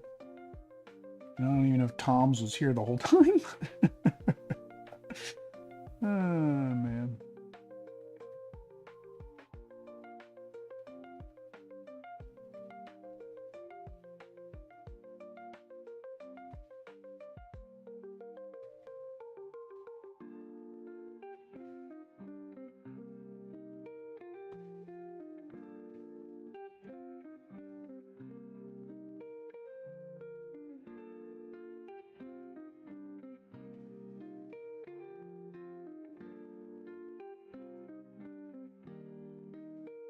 Yeah, so since I've already done that, right, it kind of helps me right here. If I don't catch that, and if I miss an edge, right, it just looks like, oh, that's a highlight. Look at this one again.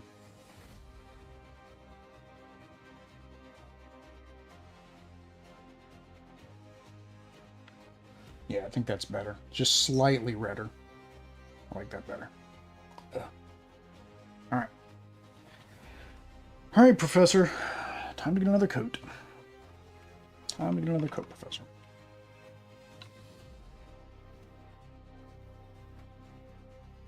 All right.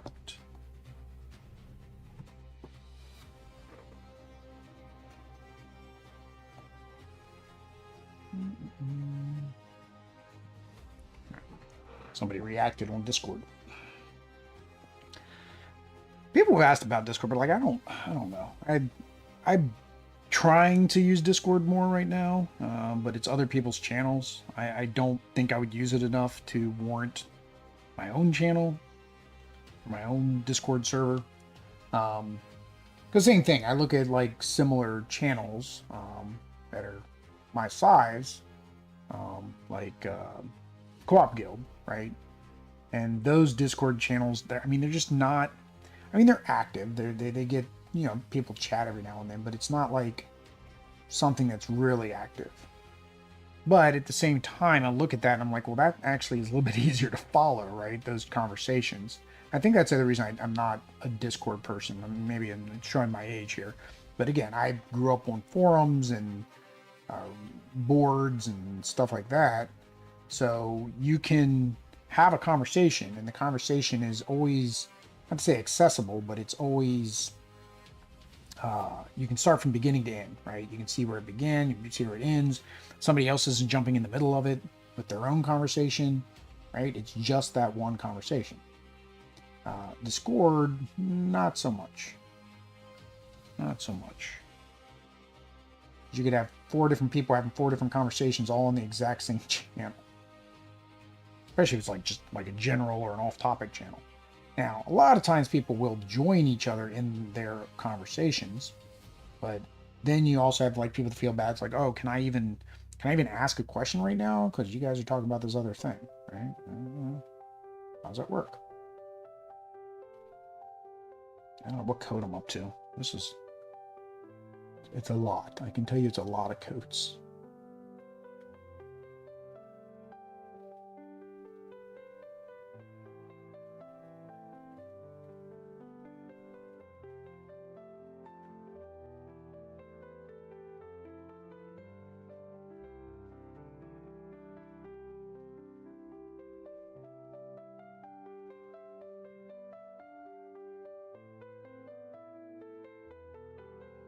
Yeah. All right. It's getting there, but I think that's 5. I think that's 5 coats. Like, and I'm worried about starting to lose detail, like down here in these ridges. Like I can scrape them out, I guess. What I gotta do is just make sure I remember to come in here and scrape them out now. Each one of these coats.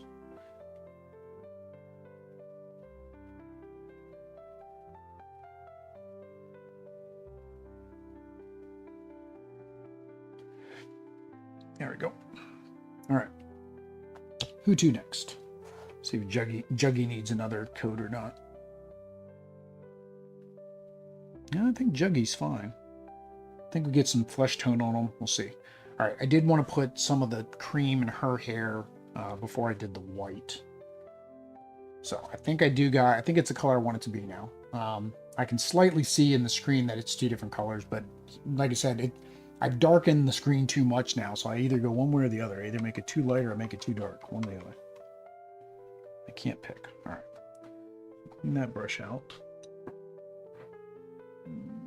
eBay. What's about eBay? Oh.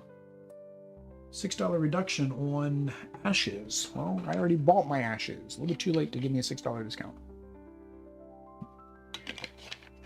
So I missed out on a white box of ashes. So the original Ashes Reborn was a white box, or Ashes was a white box, and then they did the Reborn in the red box. They changed some cards, blah blah blah blah blah. But it was up on bid, and I forget what I was doing, but I missed out on the auction, and so I didn't get to do it. I think it ended up going for like $7 plus shipping. So they probably had shipping too much. I think as usual it was probably like $10 shipping, but still $17 to get all the dice. was really all I was getting it for.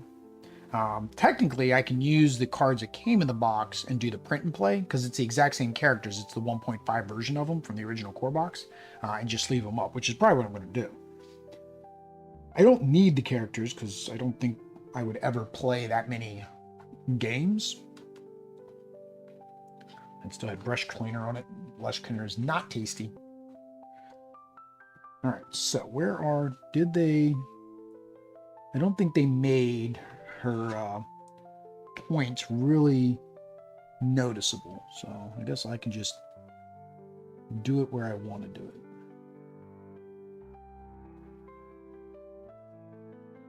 So kind of come from right here.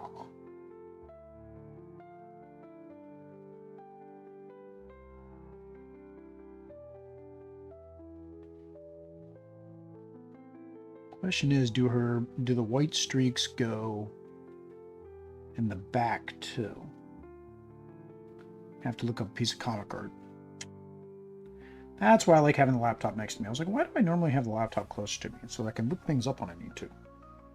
I think now I'm afraid it's going to overheat, so I didn't do that again. All right, so it comes, yeah, so it's really coming from like right here.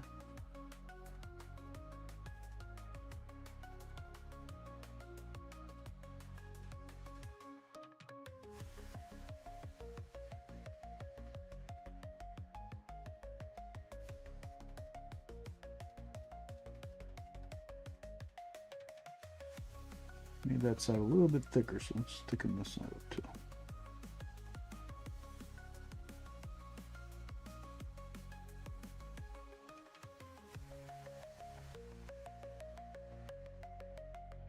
Question is, do I want to make this white?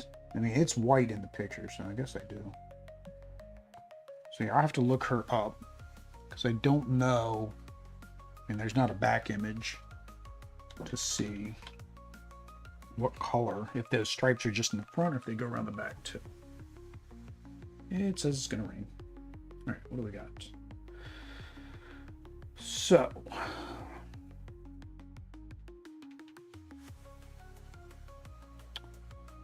Feral, X-Men, Marvel. I think I spelled that wrong. A-L. A-L, Will. A-L. Learn to spell. Images. Here's a toy, but that's not helping me. They ever gonna... Problem is, I doubt they will ever show a back image. Like in this one here, it's like her entire side is white. You know, artist... Oh, here we go. Haha! Official Marvel Comics. Oh no, I don't want you to do... Stop it! Let's try and do the image search. Stop it! I don't want you to do the image search. I want you to zoom. But either way, so it's kind of weird. When you look at his side profile, they make it really big. But the back, of course, nothing. And then on the front profile, it looks very thin. So it's kind of a weird thing they did. All right. All right. So we are good to go. Now, it does have dark lines on the sides. I will probably do that once I'm all done. Because when I go do the white, I'll probably mess it up. I just saw this. Good idea. I also don't know. I'm going to probably have to mix to make her outfit. So I'm probably going to have to mix the magenta with like just regular pink. While I've got her, let's go ahead and do that. Try to get one person done, right? All right, so here's my regular pink. Here's my magenta. Because I'm going to need the magenta for Baron Zemo's mask anyways. Mr. Zemo.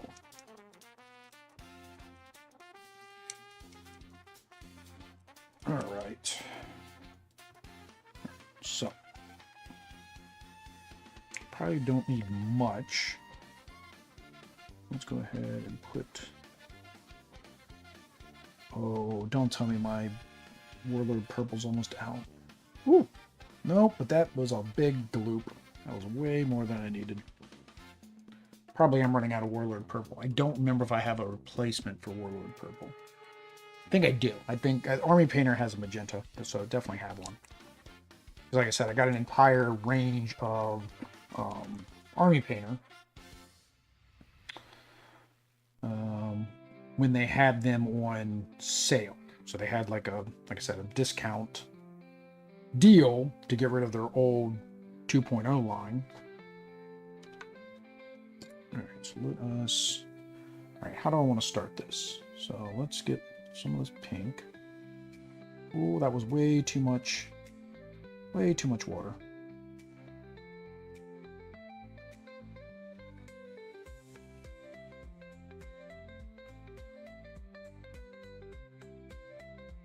Way too much water. Well, holy cow. That might be the color I want, but that is way too much water. There was a big drop of water in a spot. All right. So.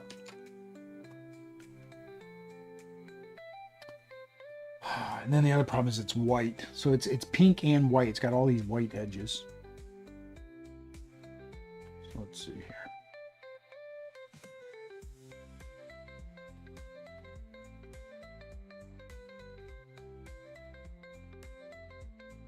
Yeah, it's definitely going to take more than one coat because that thinned up a little bit more than I was expecting.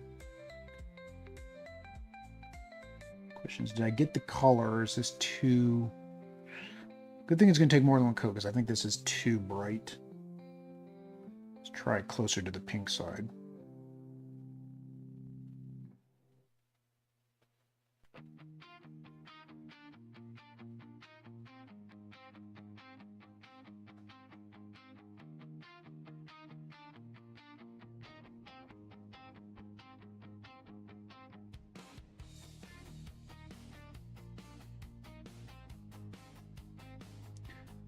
So that's kind of the other thing is like, I don't have a problem mixing colors, but having the color you need is much nicer, or I should say much easier. The other reason is if you ever have to go back and paint something, you have to hope that that color hasn't dried. Again, why you have a wet palette. But that color has dried, you're basically SOL, unless you remember the ratio.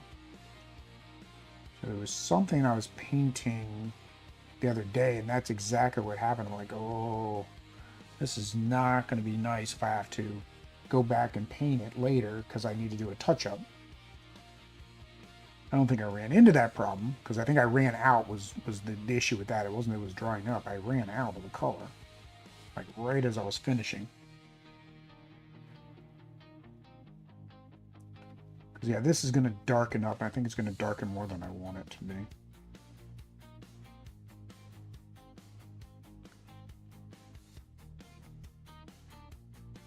But it is dark, so this is a good base coat, because then I can put the lighting over top of it. Again, talking about techniques I don't normally do. Having a dark base coat and a lighter second coat.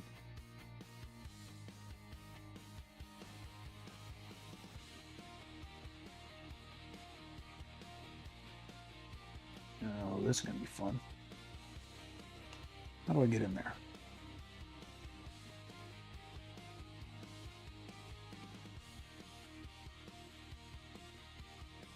Guess I get in there by getting some pink on her leg and touching that up later.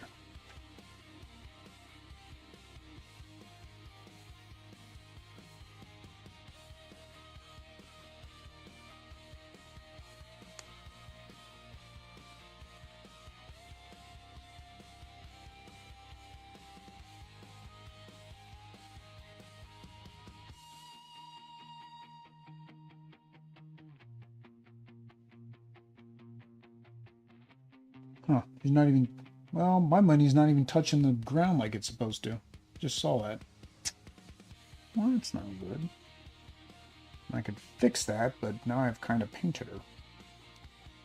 As long as she's not going to come loose, I don't mind. Again, a little super glue fixes it. I don't know if that's intentional. I mean, there's no point there. So they would have had to... Oh, dang, I had a stray bristle. I was trying to get rid of a stray bristle and I hit her leg. They would have had to put a point there for that to attach to. So it's probably not meant to be attached. But at the same time, was it supposed to attach just through pressure through being on her base?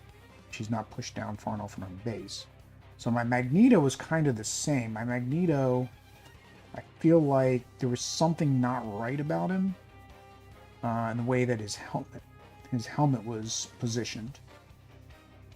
So I feel like he something should have been like lower or something, because it was showing his neck, and that was a connection point which was thick on top of his thin neck, so it was kind of weird looking.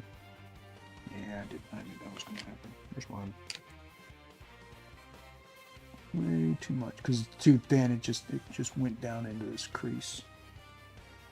Let's get that extra out of there. Now I'll have to paint that again.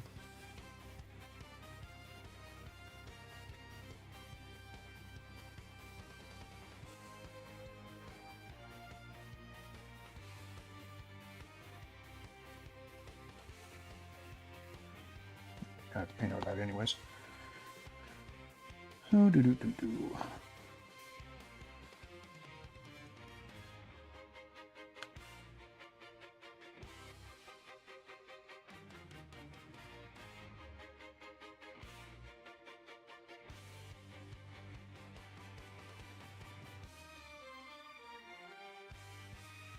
Yeah, I think this is still too much magenta. Is that supposed to be slits down the side? I almost guarantee you it is. Dang it.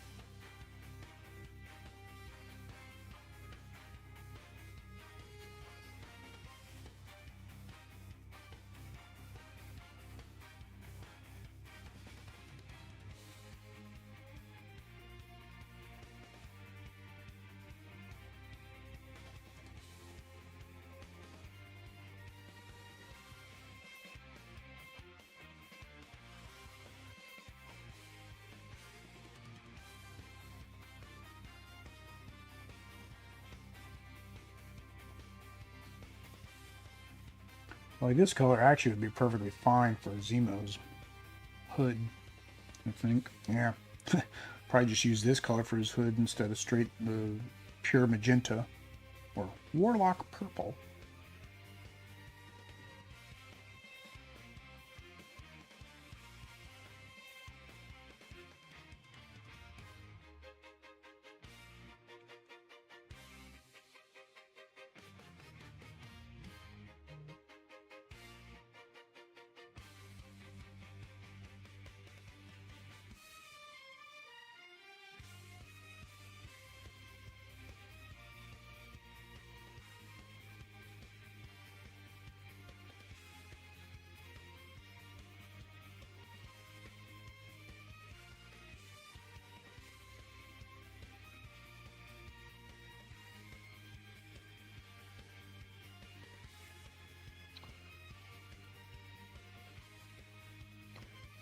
Alright, now to get the underside of the dress.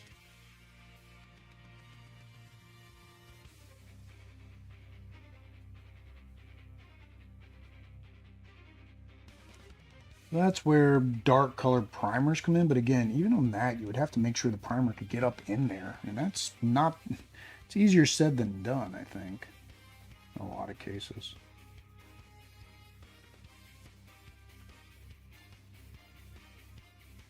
The only time you'll see this really is if they get knocked out, right? And the whole goal is not to get knocked out.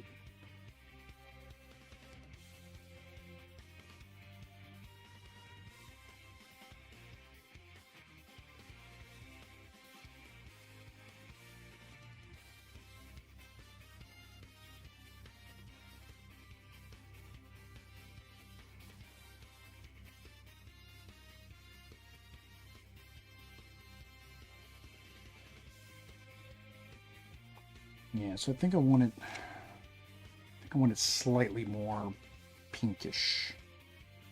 I think. Yeah. So we will go ahead and do Zemo's head. I don't need to use this tiny brush for him. I don't need to be careful because he's just pink and purple. So we will go big brush for him.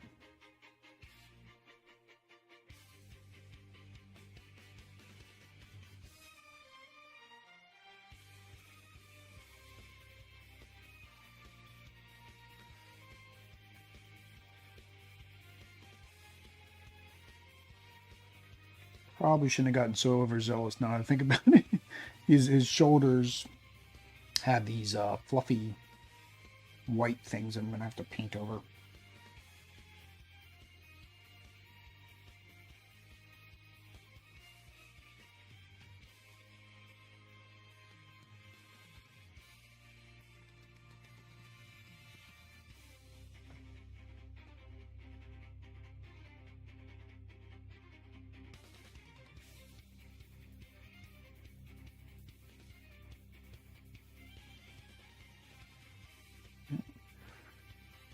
Let that dry. I don't know. I'm still debating if that's the color I want. Because the problem is like it's not magenta. It really is more of a reddish color. But I think if I go too pink, then it's not red. It's pink. Mix in more of this pink. Let's see what happens.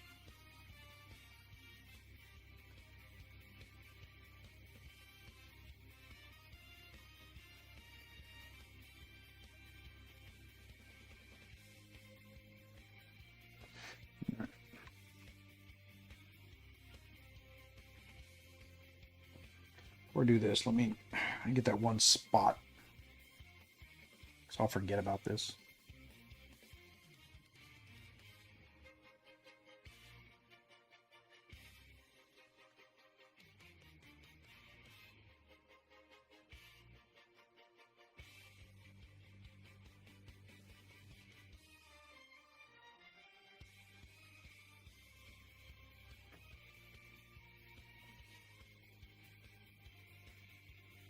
And I was going to have to touch up the legs.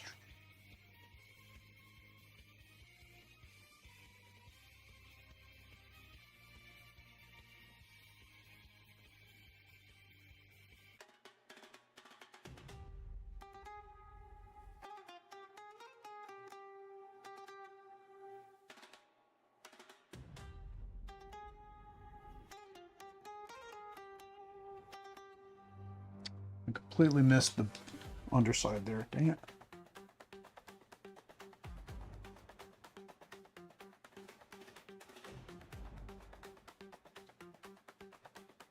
I didn't look at the dress from this side. I looked at it from the underside, so I completely missed that.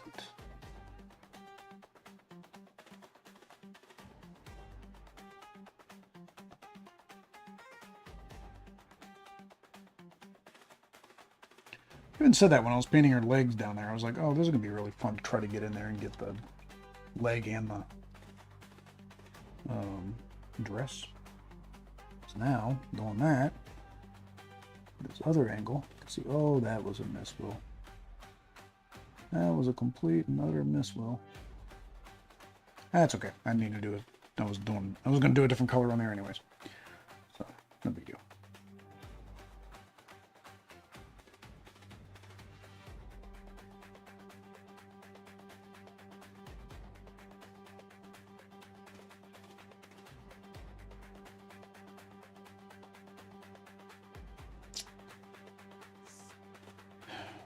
Not bad. All right, so let's do her that shade slightly lighter.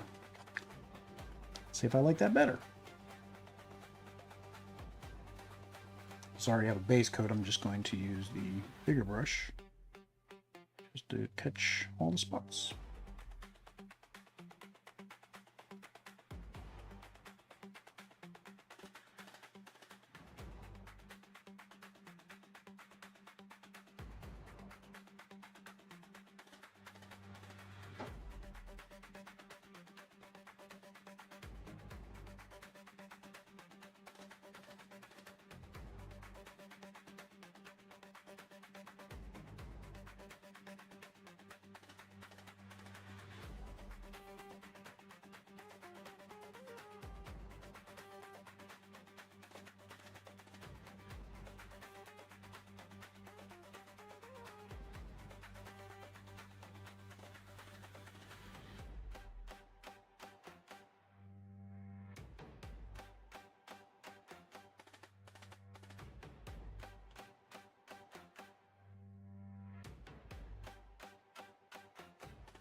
Completely missed that shoulder pad. Huh.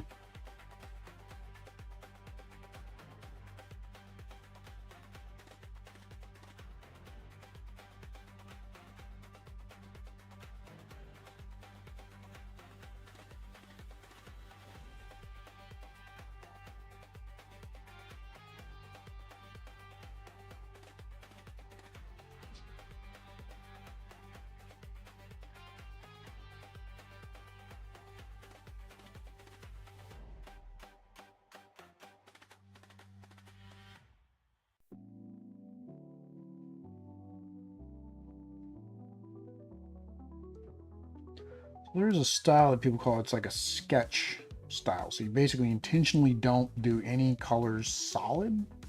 To me, that just looks unfinished, right? It looks unpolished. Um, Even a lot of like when you do the base coat highlight and shadows, like it's just very sketchy.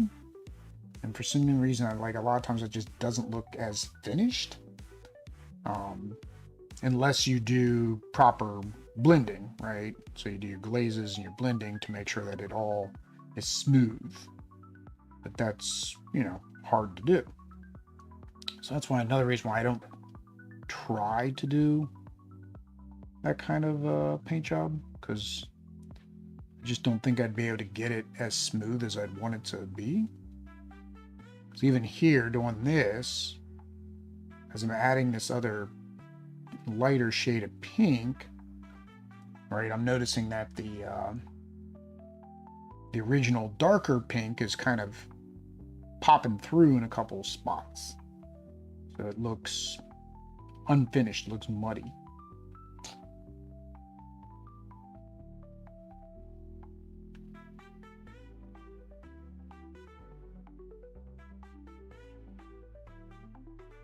Why I'm trying to paint that pink. That's got to be white anyways.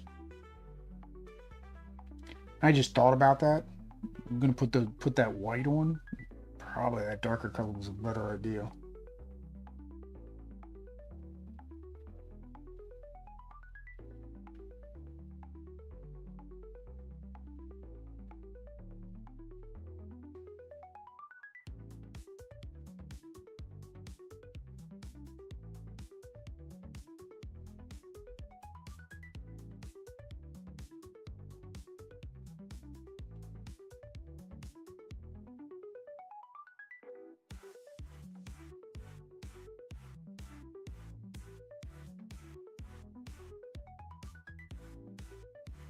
And of course it's pink, so it doesn't want to cover, right? It's a very, very thick pigment. So if you miss a spot, it doesn't want to cover, and if you try to touch it, it just moves the pigment around. So I found doing like a little dabby dab technique kind of works sometimes. Kind of the same problem I'm having with Professor X's chair. In this case, pink. Yeah, we'll go with it. We'll go with it. I might need to do another coat, but we'll figure that out when the time comes. All right. Professor X's chair. I mean, just another coat of yellow. This might be the last time I do a coat of yellow. I don't know if I could stand doing a 7th or 8th coat or whatever I'm up to.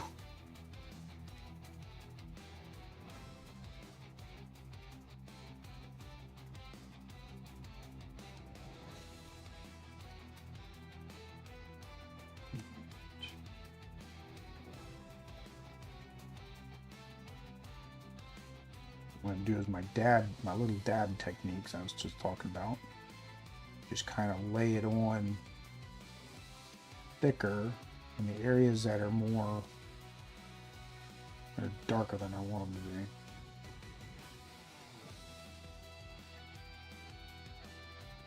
And make sure I don't have this stupid pool there. I think I've already built that up. I think I've already built up this spot, so now it's got this lump. I said every time I did a layer, it built a lump right there. Same with that side. Same with that side.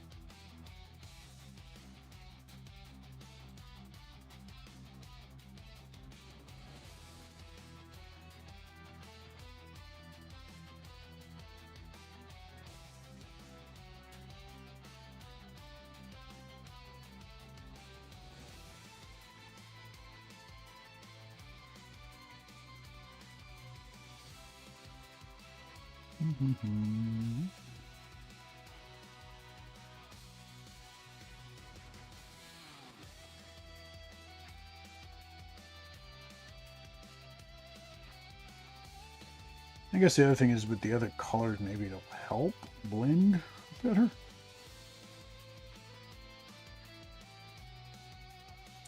But yeah, I think that's the biggest problem is this was a smooth surface. And I saw it from the get-go because it was a smooth surface, it was going to have problems.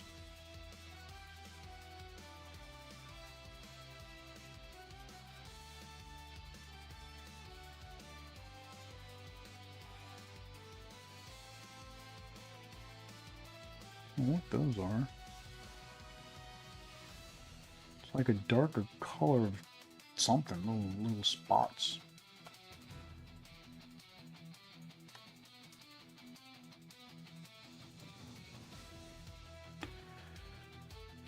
I think that's gonna be the last coat. I'm not gonna try to do another coat on them.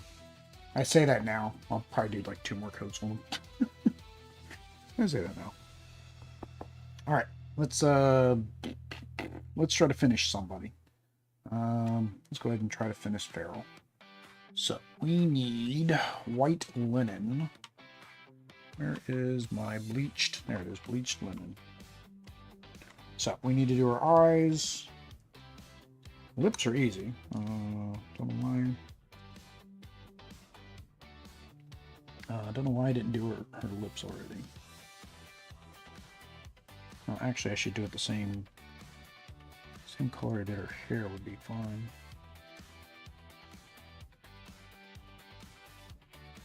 Just needs to be slightly darker.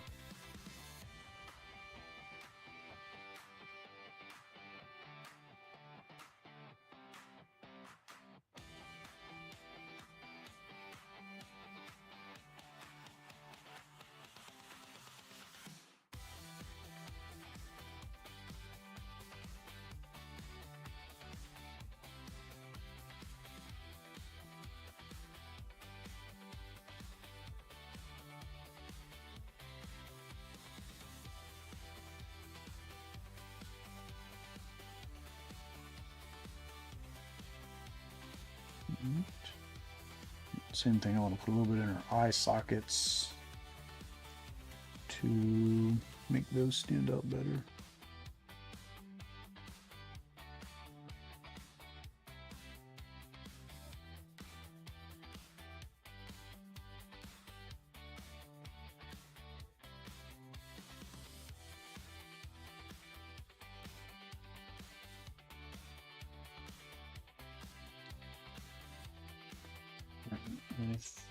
No, I said I wasn't gonna do that yet.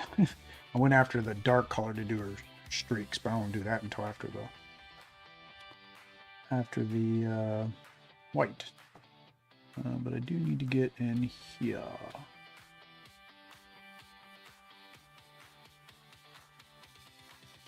And here.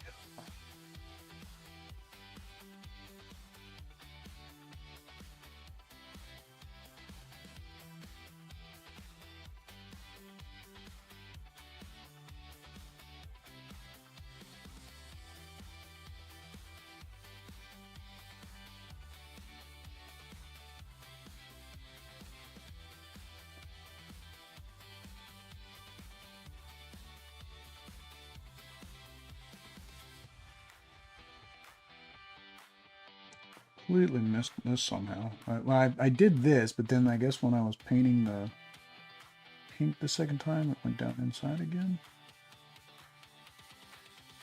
I'm guessing.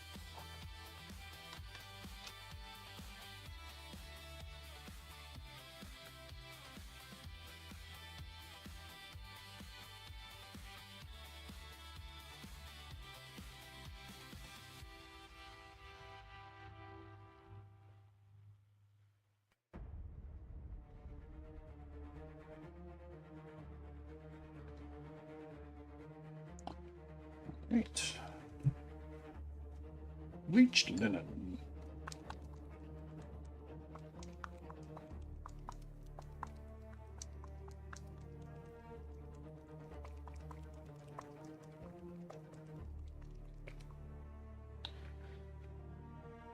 All right.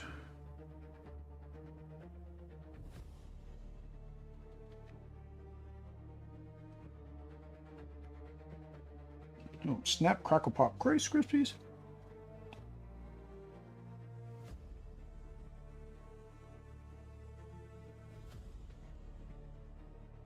Right.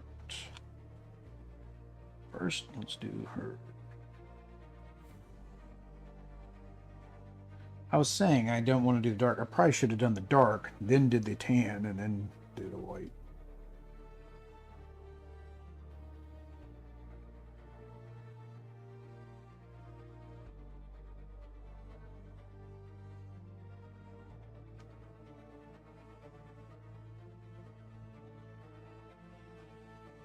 Doing a very fine line of the black, or I guess I'm going to use the dark red, is not going to be as easy as I thought.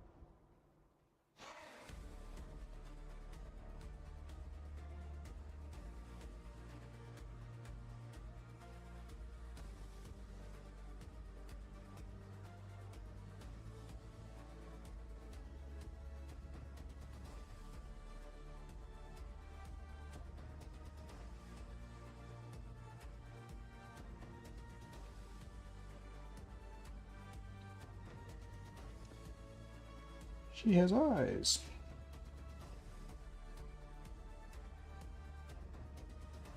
Now the fun part, all the white.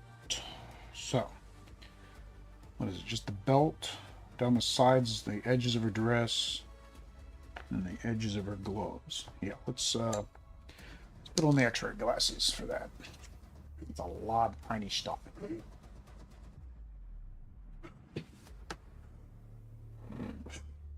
And he's still coughing. We're going to the vet tomorrow, so I guess we'll see what they say.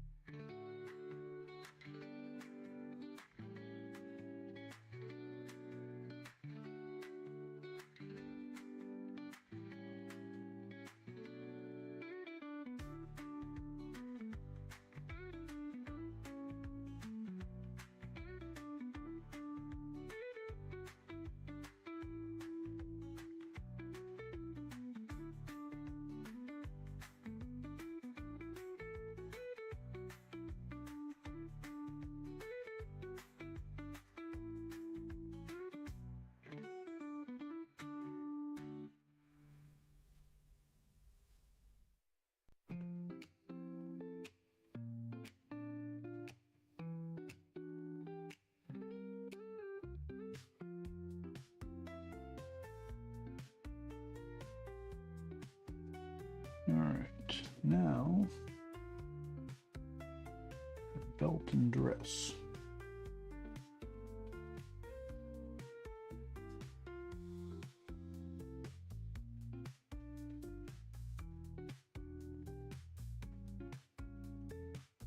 No, it's not a belt. That's right. It's just the. Well, I mean, there's a belt, but like it's not a flowing belt. I'm thinking, oh, flowing belt. No, not flowing belt. Like a karate belt. That is not what it is.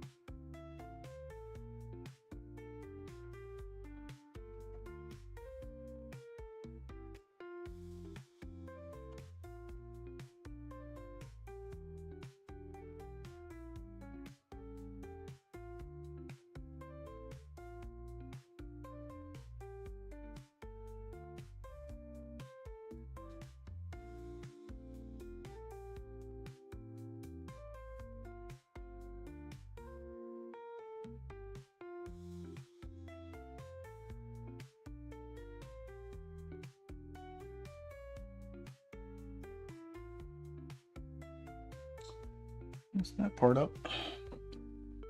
Oy.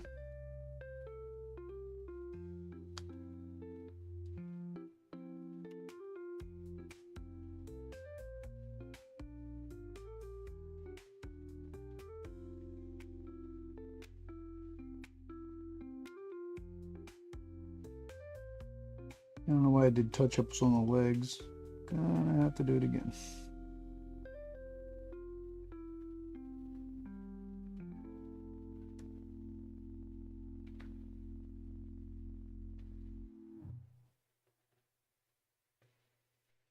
I have no idea where that belt is once it goes underneath here. Just kind of disappears.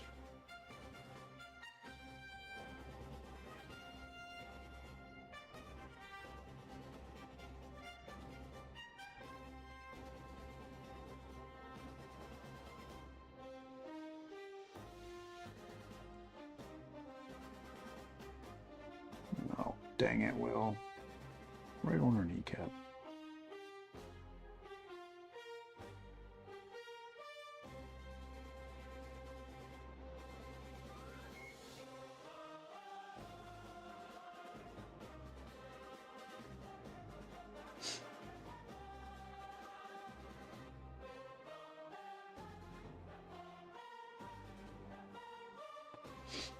All right.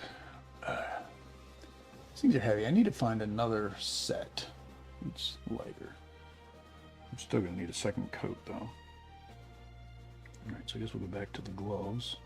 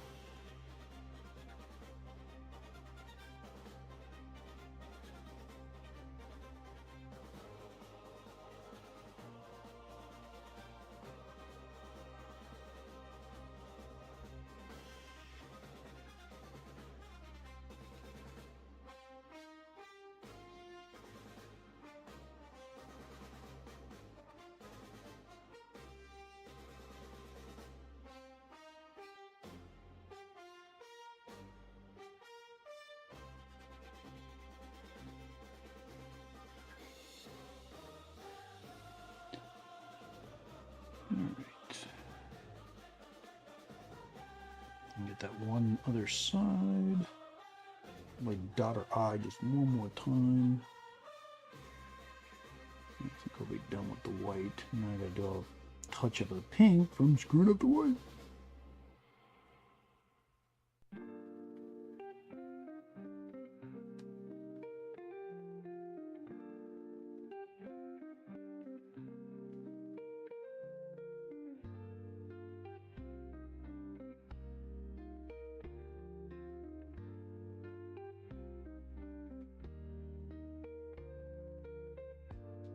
Blood a little bit. Thank you.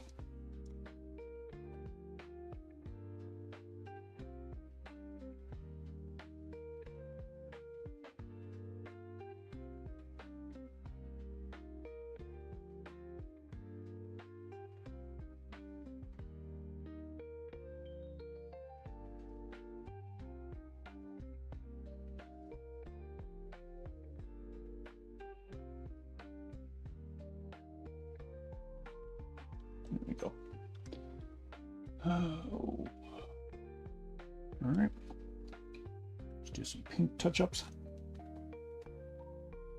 Oh yeah, I gotta do the other stripe in her hair, but I'm gonna touch that up after I do the dark color anyway. So let's just touch up the pink, pinky purple color, whatever this thing is I made. Oh, and her, holy cow! I hit her like 12 times in different spots on her.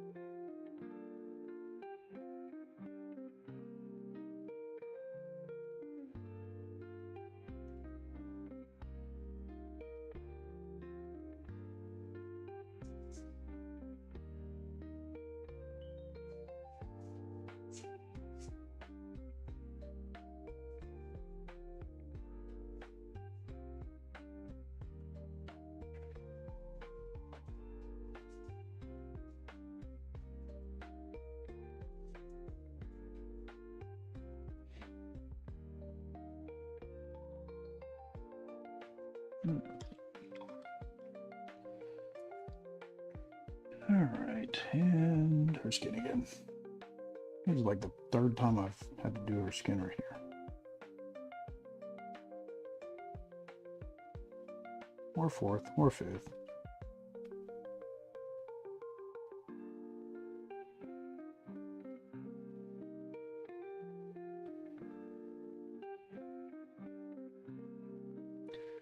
Again, I'm not a professional painter.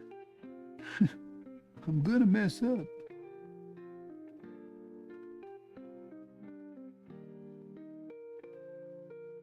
I also go quick. The professional guys take, for a basic mini, they take 4 hours per mini. For a medal winning mini, they're taking 20, 40, 80 hours, 100 hours. I don't got that kind of time. Do not have that kind of time.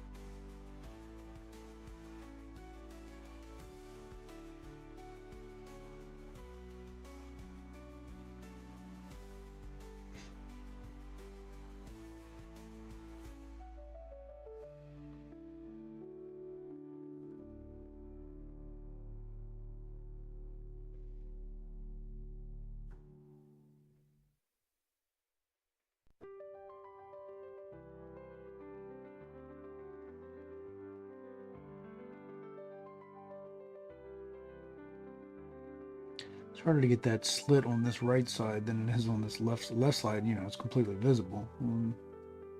Right side, not so much. I think that's it. I think that is it. So, we'll take them things off. All right. No more X-ray goggles. Well, for a while. You gotta do eyeballs and other stuff on these other ones. All right. So, where are my normal glasses? All right, so she's just up on a rocky cliff. So we are just going to do tan on that, and then we will wash it. I think we'll be done with her. Oh, I gotta do these black streaks. Dang it. All right, what can I, let's see how I can do this. Let's see if I get this. That's not too much.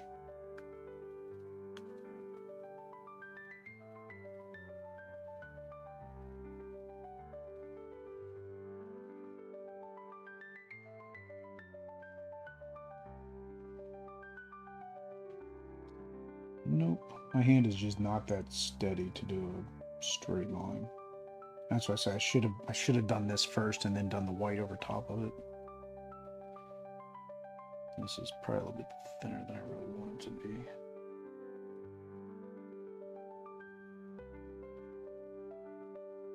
Yeah, let's just make them thicker than I want them to be, and then we'll just go back over top of them with the white.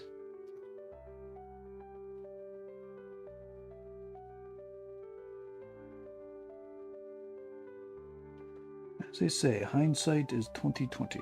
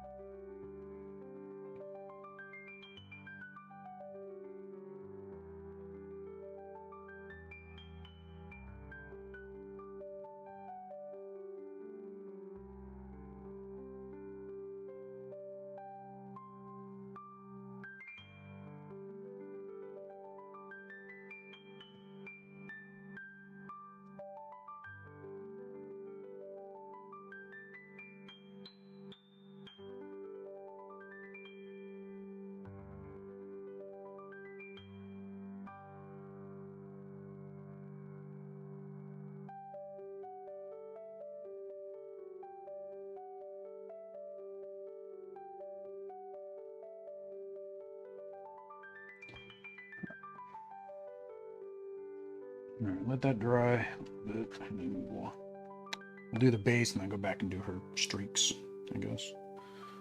So.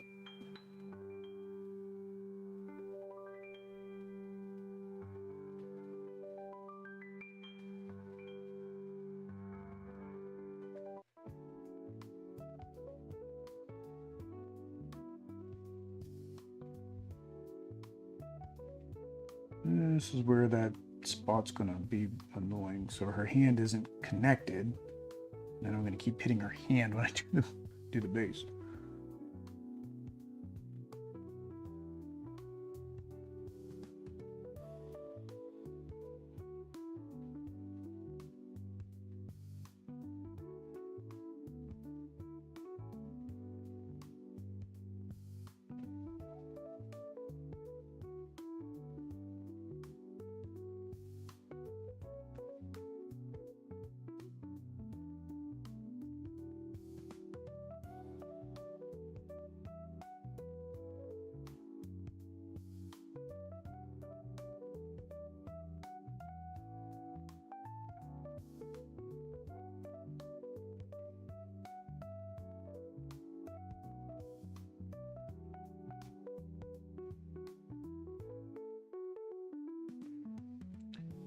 And probably should just knock out Juggernaut next, because all he has left really is his base and his skin now.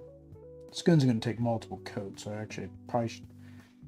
I say I should do everybody's skin, but the problem is a lot of the other ones I've got to get under and around their skin, so it's always a problem.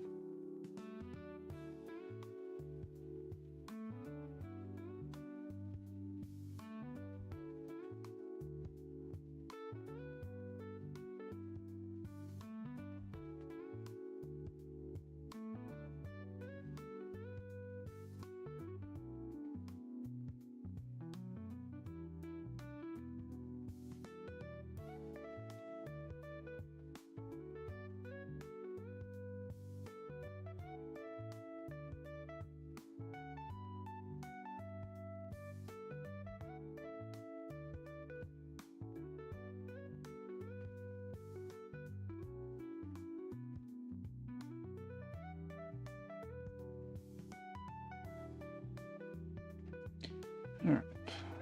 Don't know what kind of wash I want to do on this though.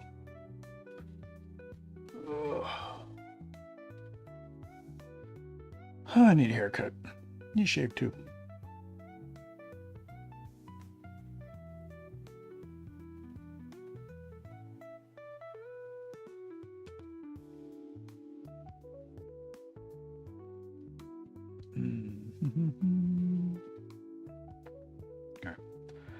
Alright, so let's let that dry before I do the wash. I'm trying to learn my lesson about that. Sometimes I get a little bit too quick, do the wash, and then it bleeds the paint up, or lifts the paint up. So let us try to do our white, put our white stripes back. The white stripes.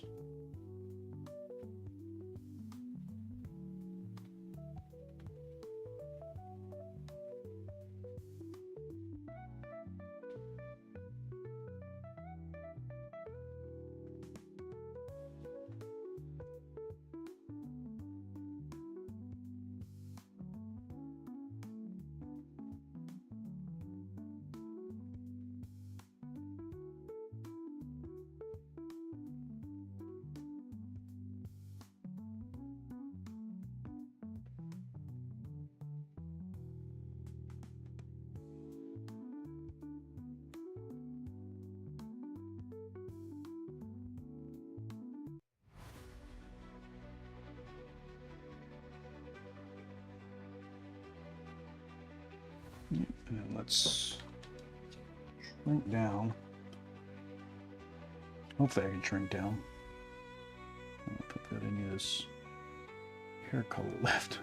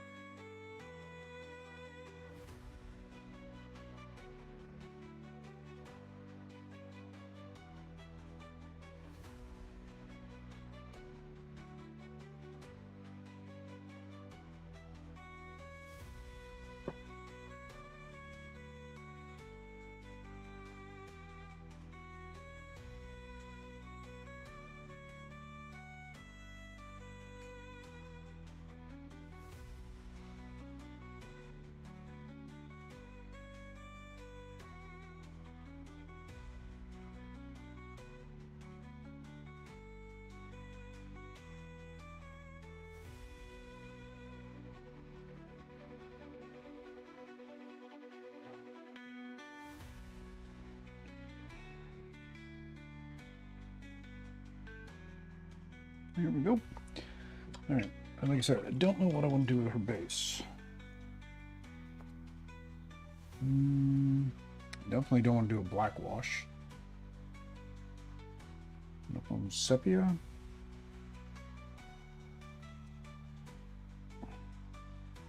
Sepia is like a brown wash. Not gonna be too dark. We'll go with it. That's what I got in my hand.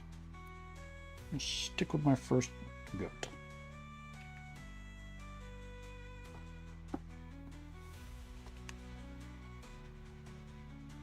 Well, I guess I could have done light tone.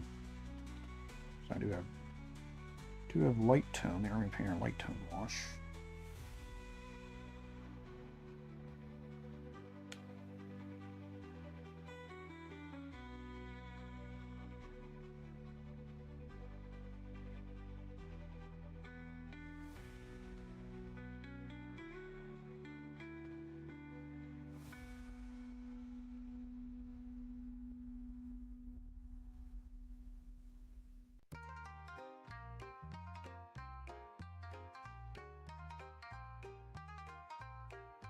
Yeah, so even still, even that amount of time that I let it sit there and dry, or at least what I was calling dry, wasn't enough to prevent it from pulling up the paint.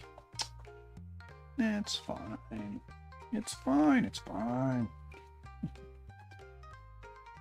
Right, let's at least get the extra off the rim. I can at least do base ring. Napkin's falling apart on me somehow.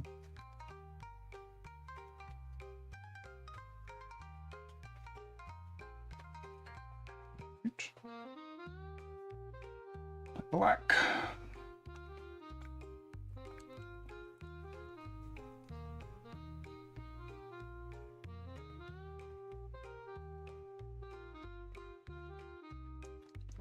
Tilting the wet palette.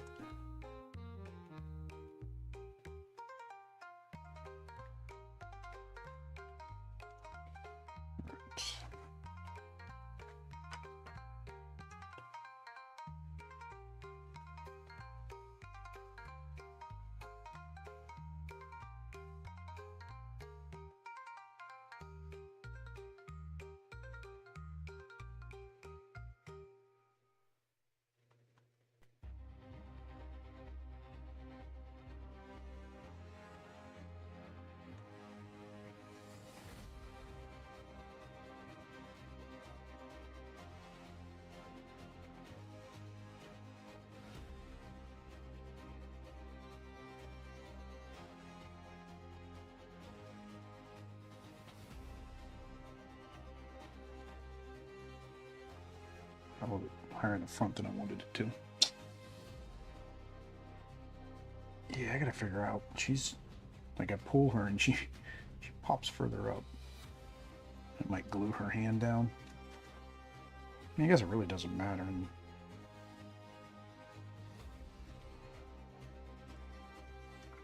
yeah, I got a little bit too much on that one edge. Let's see.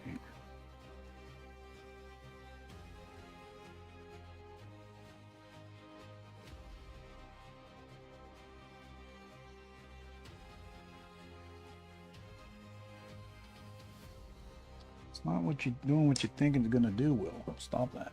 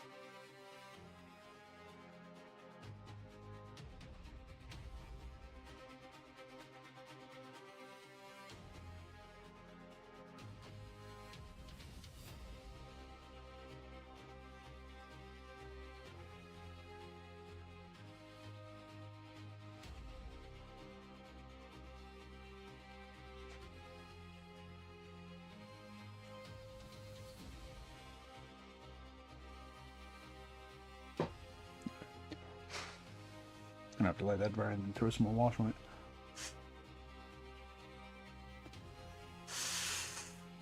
Maybe I'll do it now. Don't do that, Will. Give it a minute. All right.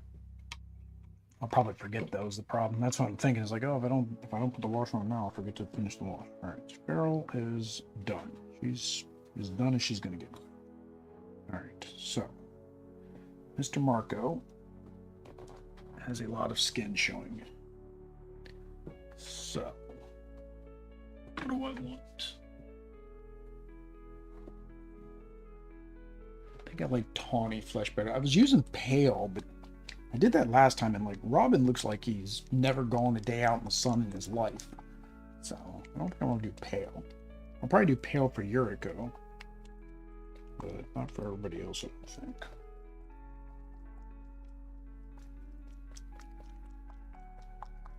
Question is, how many coats? How many coats?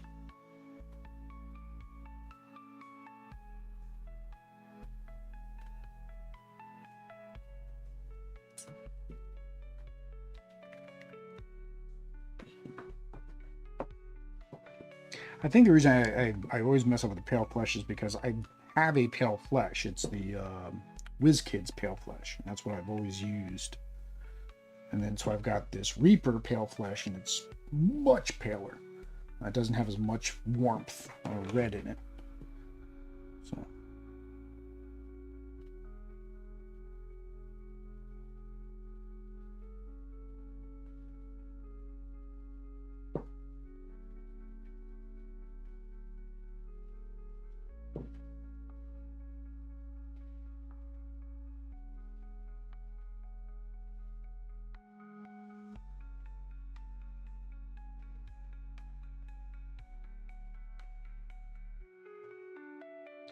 This is why you should have done this before you did the armor wheel.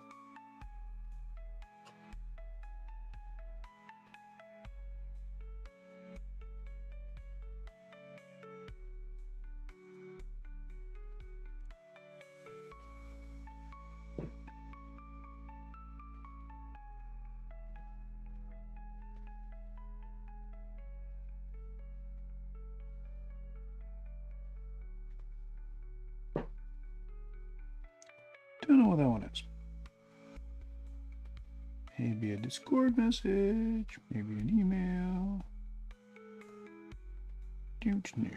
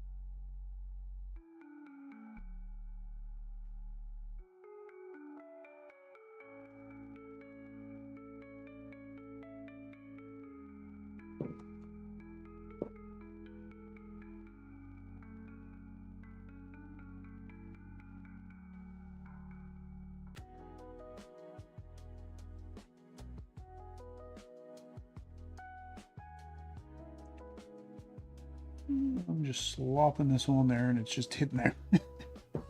I'm just getting every piece of red possible that I shouldn't be getting.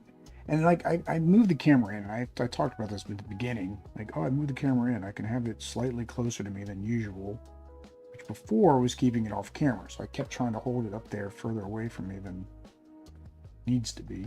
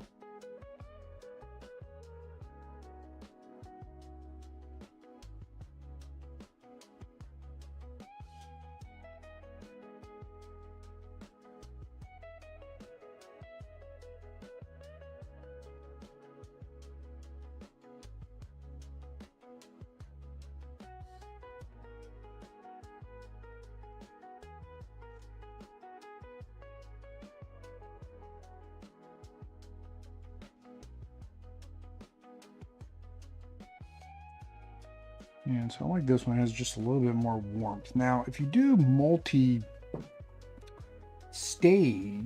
flesh tones, and I guess maybe that pale flesh would work good for pale flesh as, you know, that the final highlight. Mess that up. Oh. All right, there. You smoothed that out. Stop. Leave it alone. You smoothed it out. I'd messed up and I'd had a blob there. Not the X-Men blob. But I do need to paint them. I do need to paint the Brotherhood. Just don't know what I'm going to play against the Brotherhood.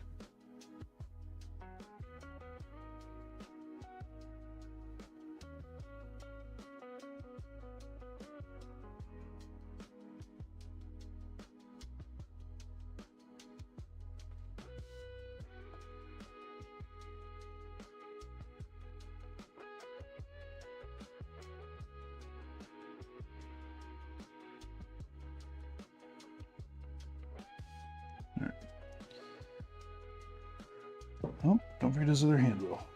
I was about to switch to the next person, but gotta do the knuckles first.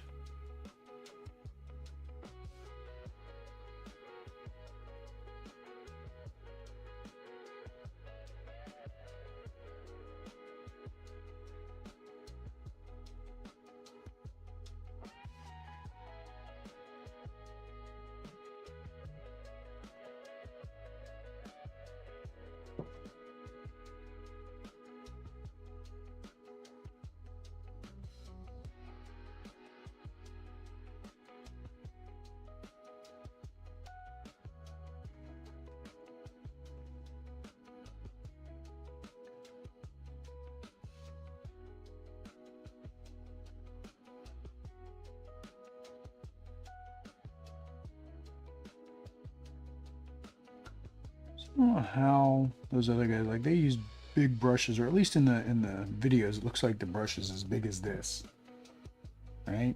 Maybe not. This one has no point, so I get that. I just don't know how they can try to stay accurate with such a big brush.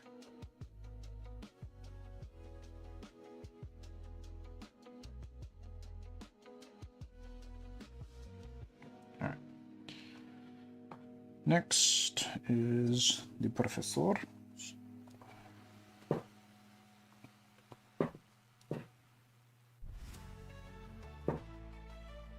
Chrome Dome.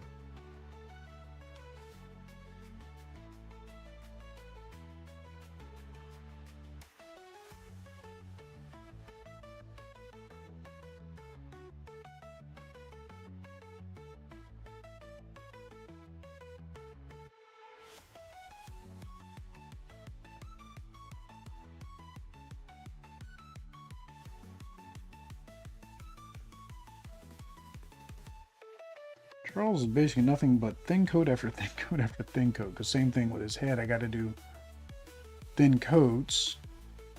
That way it doesn't glop up and be splotchy instead of smooth.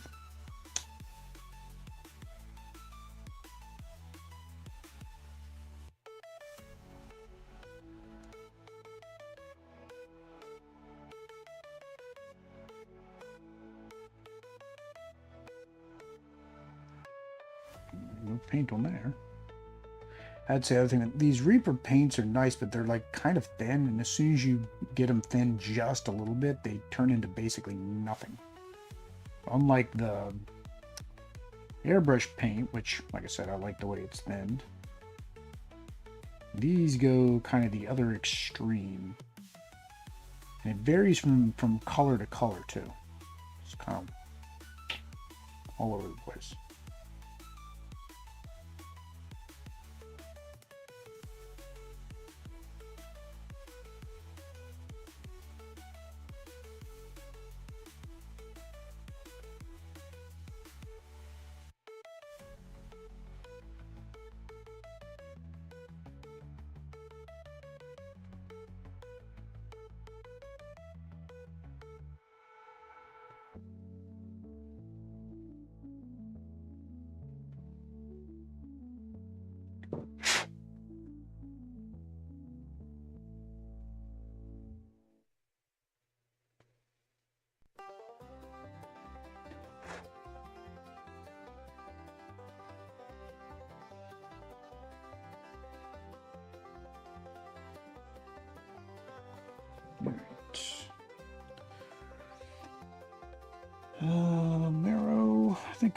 roughly the same. Yeah. They're all roughly the same. So just knock them all out. Honestly, I could do Lady Deathstrike in the same thing instead of having to pull on another color.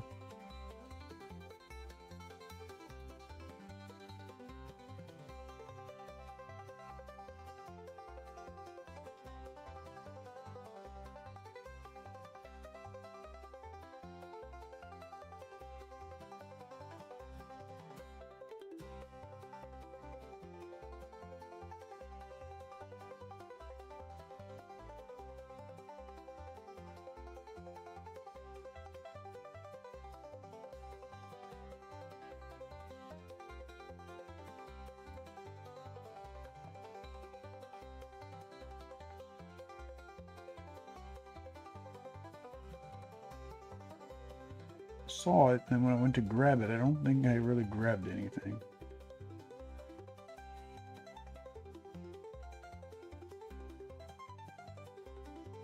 So this is a perfect example where like having a color that you need is better than mixing. So like with Pharaoh, when I needed to do a touch on her hair later, I had to hope that that color was still wet and available. Otherwise, then I got to try to figure out, okay, how do I mix it? And if you do it just slightly off, once it dries, you can tell. Like when it's wet, you can't always tell. Once it dries, you can tell. So luckily with, Mara, for example, I hit her hair, not that big a deal because it was that actual color. I didn't mix anything.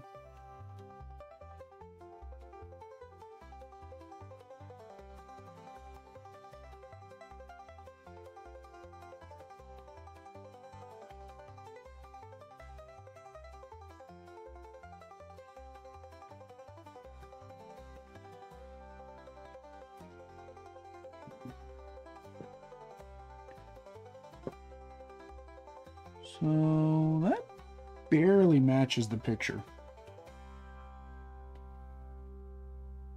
Like they look like knee pads in the mini, but of course in the picture they're bone. They're like bone pads, and they're more pointy.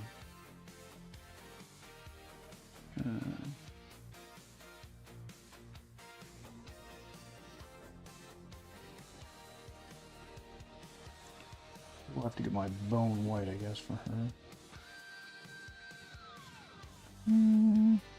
Yeah, I think the color I used for Lady Deathstrike isn't going to be the color I want to use for her bone.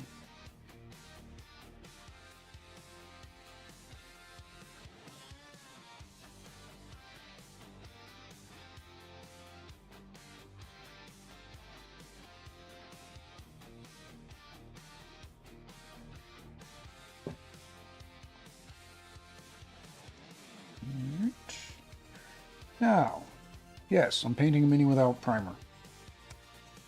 Sue me. Well,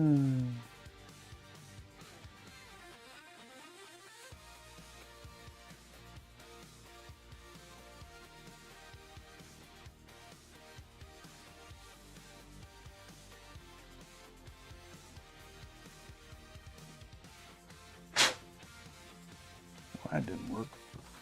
I normally don't have a problem with that, but unfortunately, again, this Reaper paint is not, it's not a base coat paint, right? That's kind of the problem. I'm trying to base coat with it.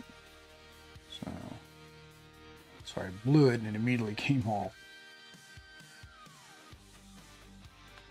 Well, I'm just not going to worry about it being a thick base coat as much as just get it on there as a priming coat. So there was a video, I think it's the State of Paint. He did. I always mention Goobertown's videos, but he did a video similarly talking about paint. I talked about it during my last stream. And how we've been led to believe that priming means use primer. Whereas like the old Warhammer books actually just said, do a undercoat.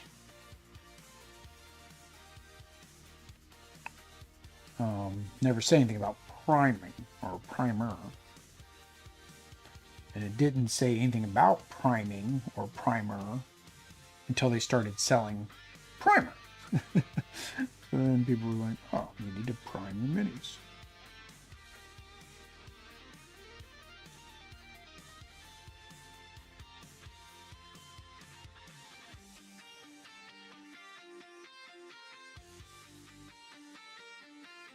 Trying to get her.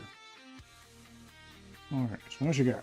So it's just the stomach, face, arms, neck.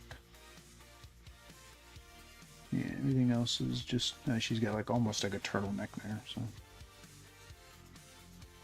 Go ahead and do a second coat on the face. The reason I did that below earlier is I've got way too much in her eye, so it lost all hope of ever seeing that eye again. Right.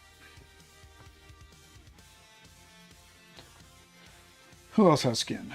Yeah, let's just go ahead. We're just gonna do Yuriko that color too. If it's too, I don't think it'll be too similar to her outfit, so I don't think I'm too worried about it.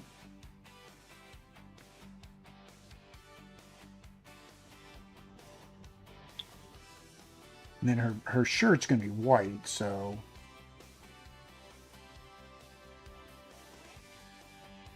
might actually just be able to get away with one coat since I did this base coat in this tan color.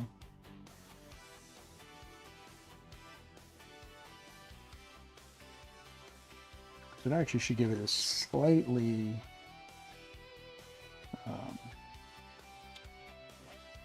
more of a again, a yellow tan kind of color to the cream color.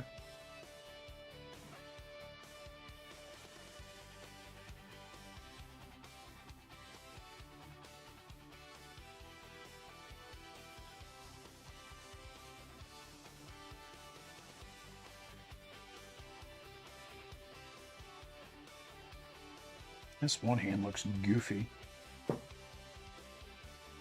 Just looks very goofy.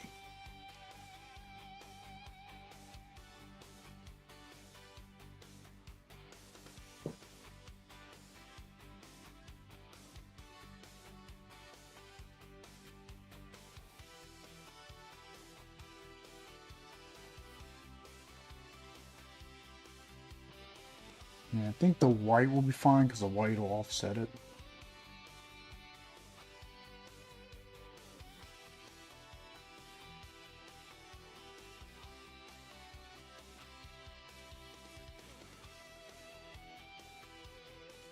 And the question is, how is this piece? Because unfortunately, the art I got isn't the best. See, because the mold looks like it's a turtleneck, so I'm going to paint it like a turtleneck.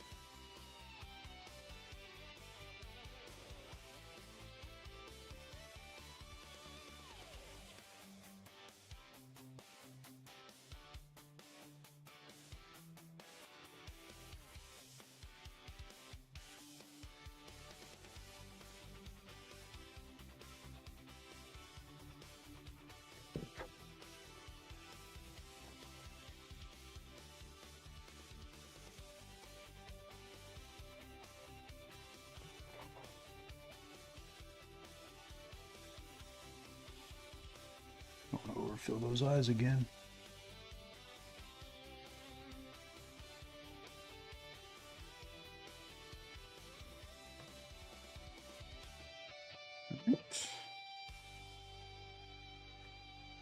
Back to the Juggernaut. Back to the Juggernaut.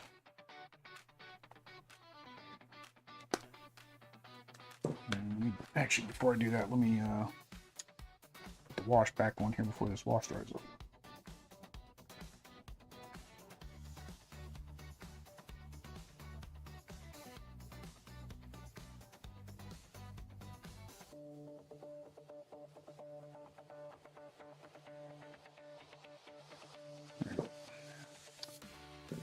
There we go.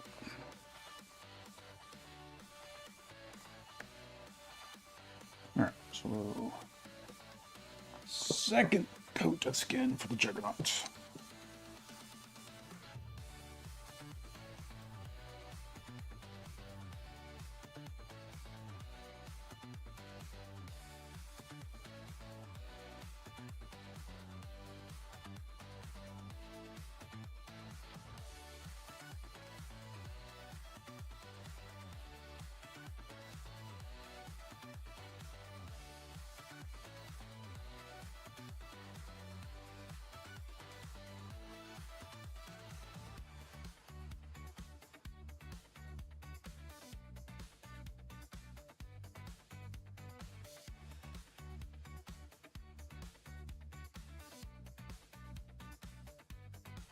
Just paint everything but what I actually want to paint.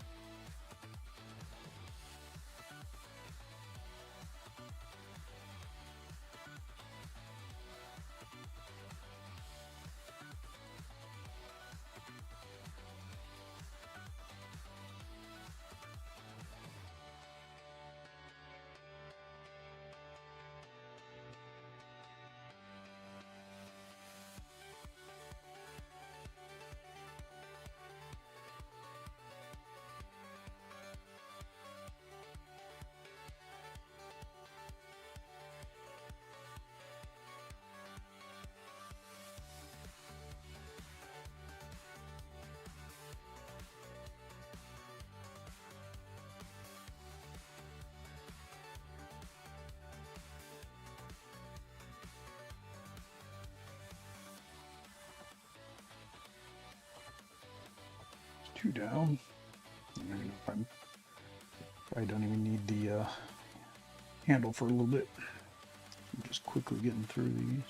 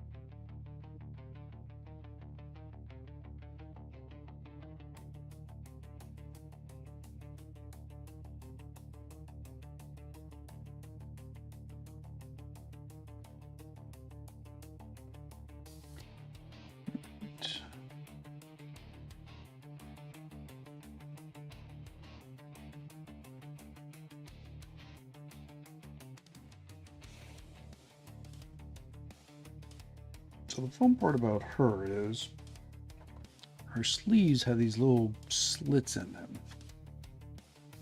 That's just gonna be fun to paint around.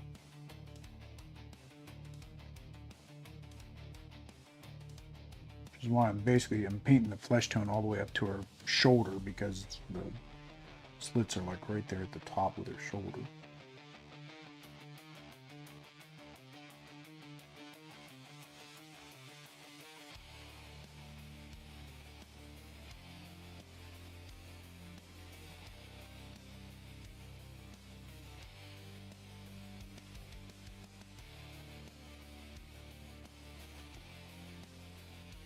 Right, and here we go. I don't know. Yuriko, I don't know if I want to put a second coat. Maybe just do some highlights on the cheeks.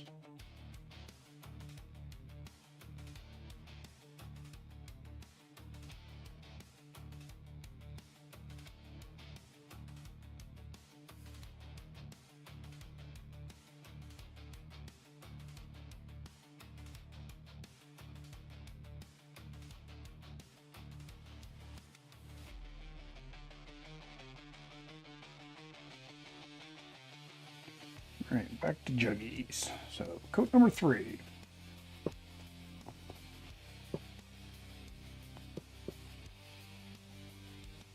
It's 12 now. Almost got these all done in one evening. Normally stop at 2, which would be 2 hours. I couldn't get all these done in 2 hours. I didn't know.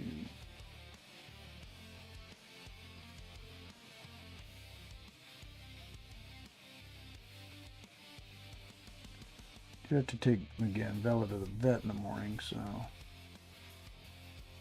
might make this one an early one.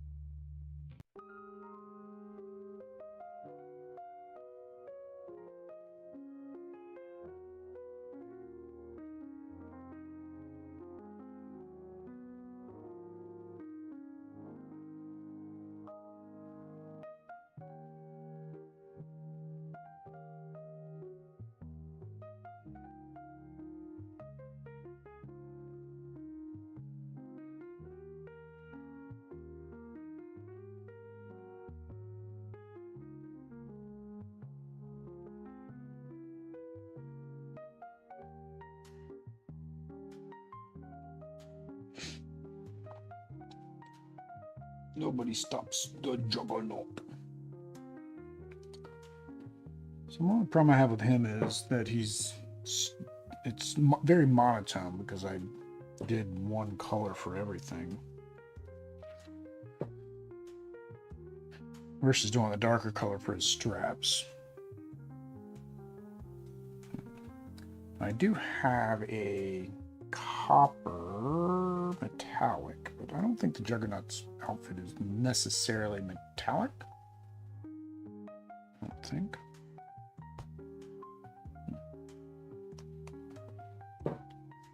Oh, never did the second coat of Marrow. Oh, sorry, Chica.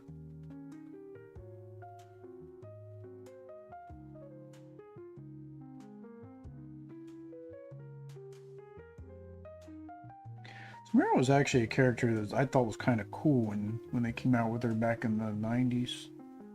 They didn't do much with her. They kind of sent her away. She became evil. Tried to become good. So again, it's the reason why she's purple. I think they tried to do stuff with her more recently, but they kind of really like. I think what it is, they really. I was going to say boned in. They really honed in on her bones more than anything. And that her bones were more of a grotesque thing. But I thought she had the ability to actually control them at one point where she could actually make them go back into her skin. But I might be remembering wrong. Or maybe she could, and then the time with the Morlocks, and, you know,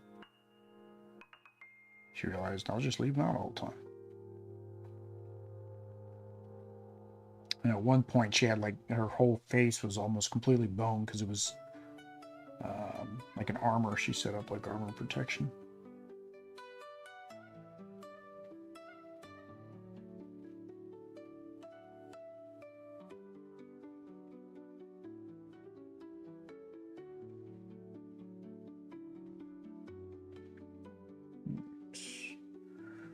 Professor, back to you.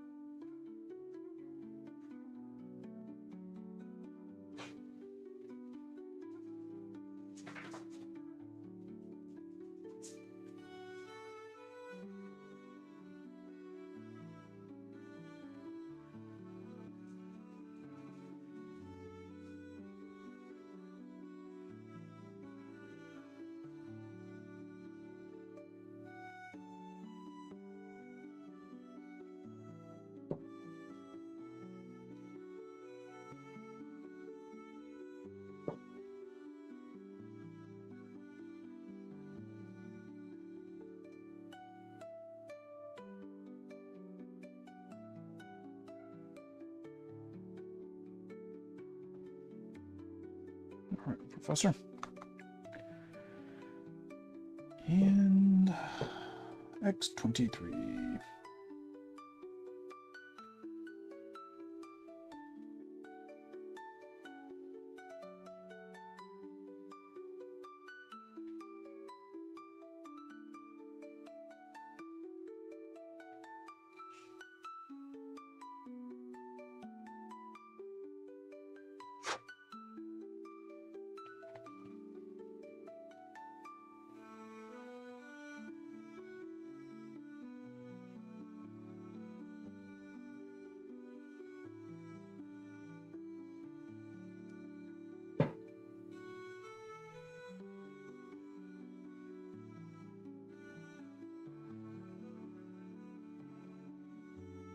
All right.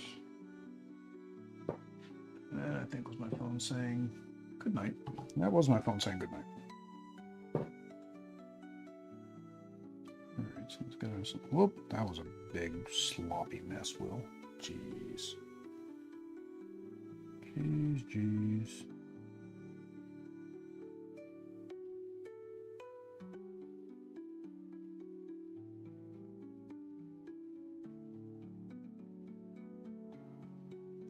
Yeah, that's why you start from the bottom up. I don't know why. Because I don't know why I put the red. I mean, I know I put the red because I put it on the wet palette, and I'm like, okay, I'm going to go ahead and use it, but it's still on the wet palette.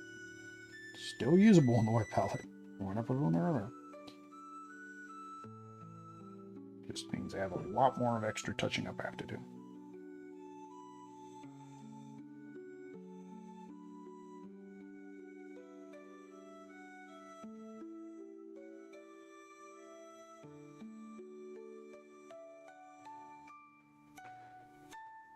All right. I'm going to call that the number of coats, and then because I have to do touch-ups anyways, so we'll call that. So, do I want to do anything else tonight, or do I just finish them tomorrow? Kind of the question. I mean, I got one completely done, so we did get Pharaoh completely done. Lady Deathstrike is like 90%. I just need to do her white, and her eyes are actually white as well, but I gotta do black and then the white, and then her base. She's done.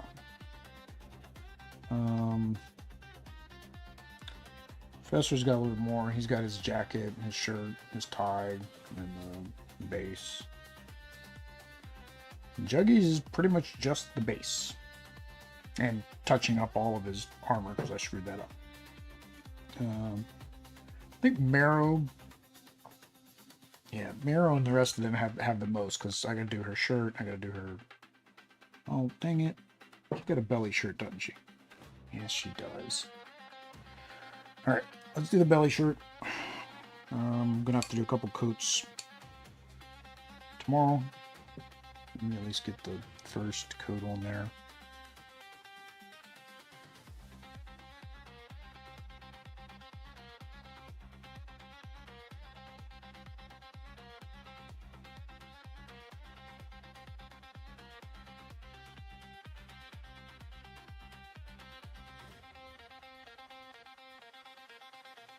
Like, oh, she got a shirt. And I realized it's a belly shirt. I don't know what this thing is. I guess they put bones around her waist? Oh, yeah, they did. Okay. I don't know why. I was looking at the tiny picture. That's a much better picture to look at. To see what everything is. Some of them are okay on their bigger side. Some of them just aren't. Why I've gotten in the habit of not looking at that side. That's right. I forgot to do her third coat anyways.